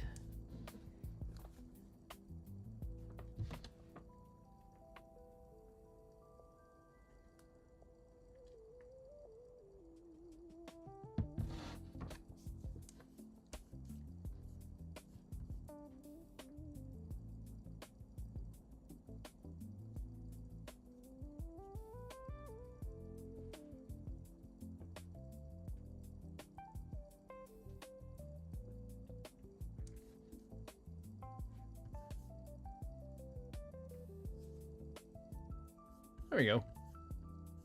So that's giving me this prompt. All 9 says are at see here is a continuous prompt.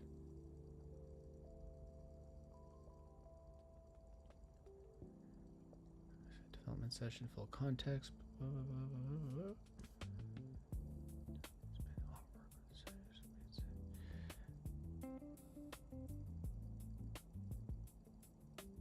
Okay, so let's just copy this and I'll show you why I do that. So here, then it's already selected right here. If I wanted to change it, see, since I created this in GitHub, or it shows that, but otherwise so now I go in there and I just have to paste that prompt. Don't think I need the whole of this. I'll just leave that all in there. Let's leave it in plan mode. And now I'll have a fresh chat. New when you're in code, it's basically a terminal window, so it's just running terminal.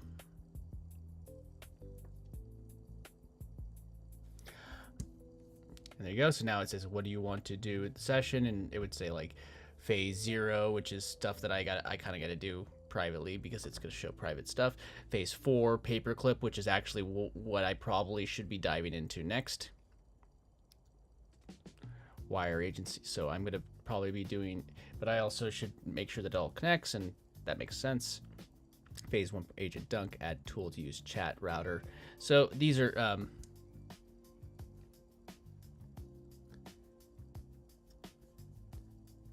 so just because I know I'm going to do it, let's just click on paperclip and let it says, and then I'm going to wrap it up. And I just like keep on saying that it's going to be like all my entire day.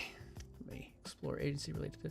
So now it's just going down that route. So again, thanks again for everybody hanging out with me. I'm probably going to call it for a moment just because it has been, I don't know what I started at, what my like 10:30 my time. It's like almost 2 o'clock. So it's been like three or so hours. So I need a little bit of a break. I might stream again tonight.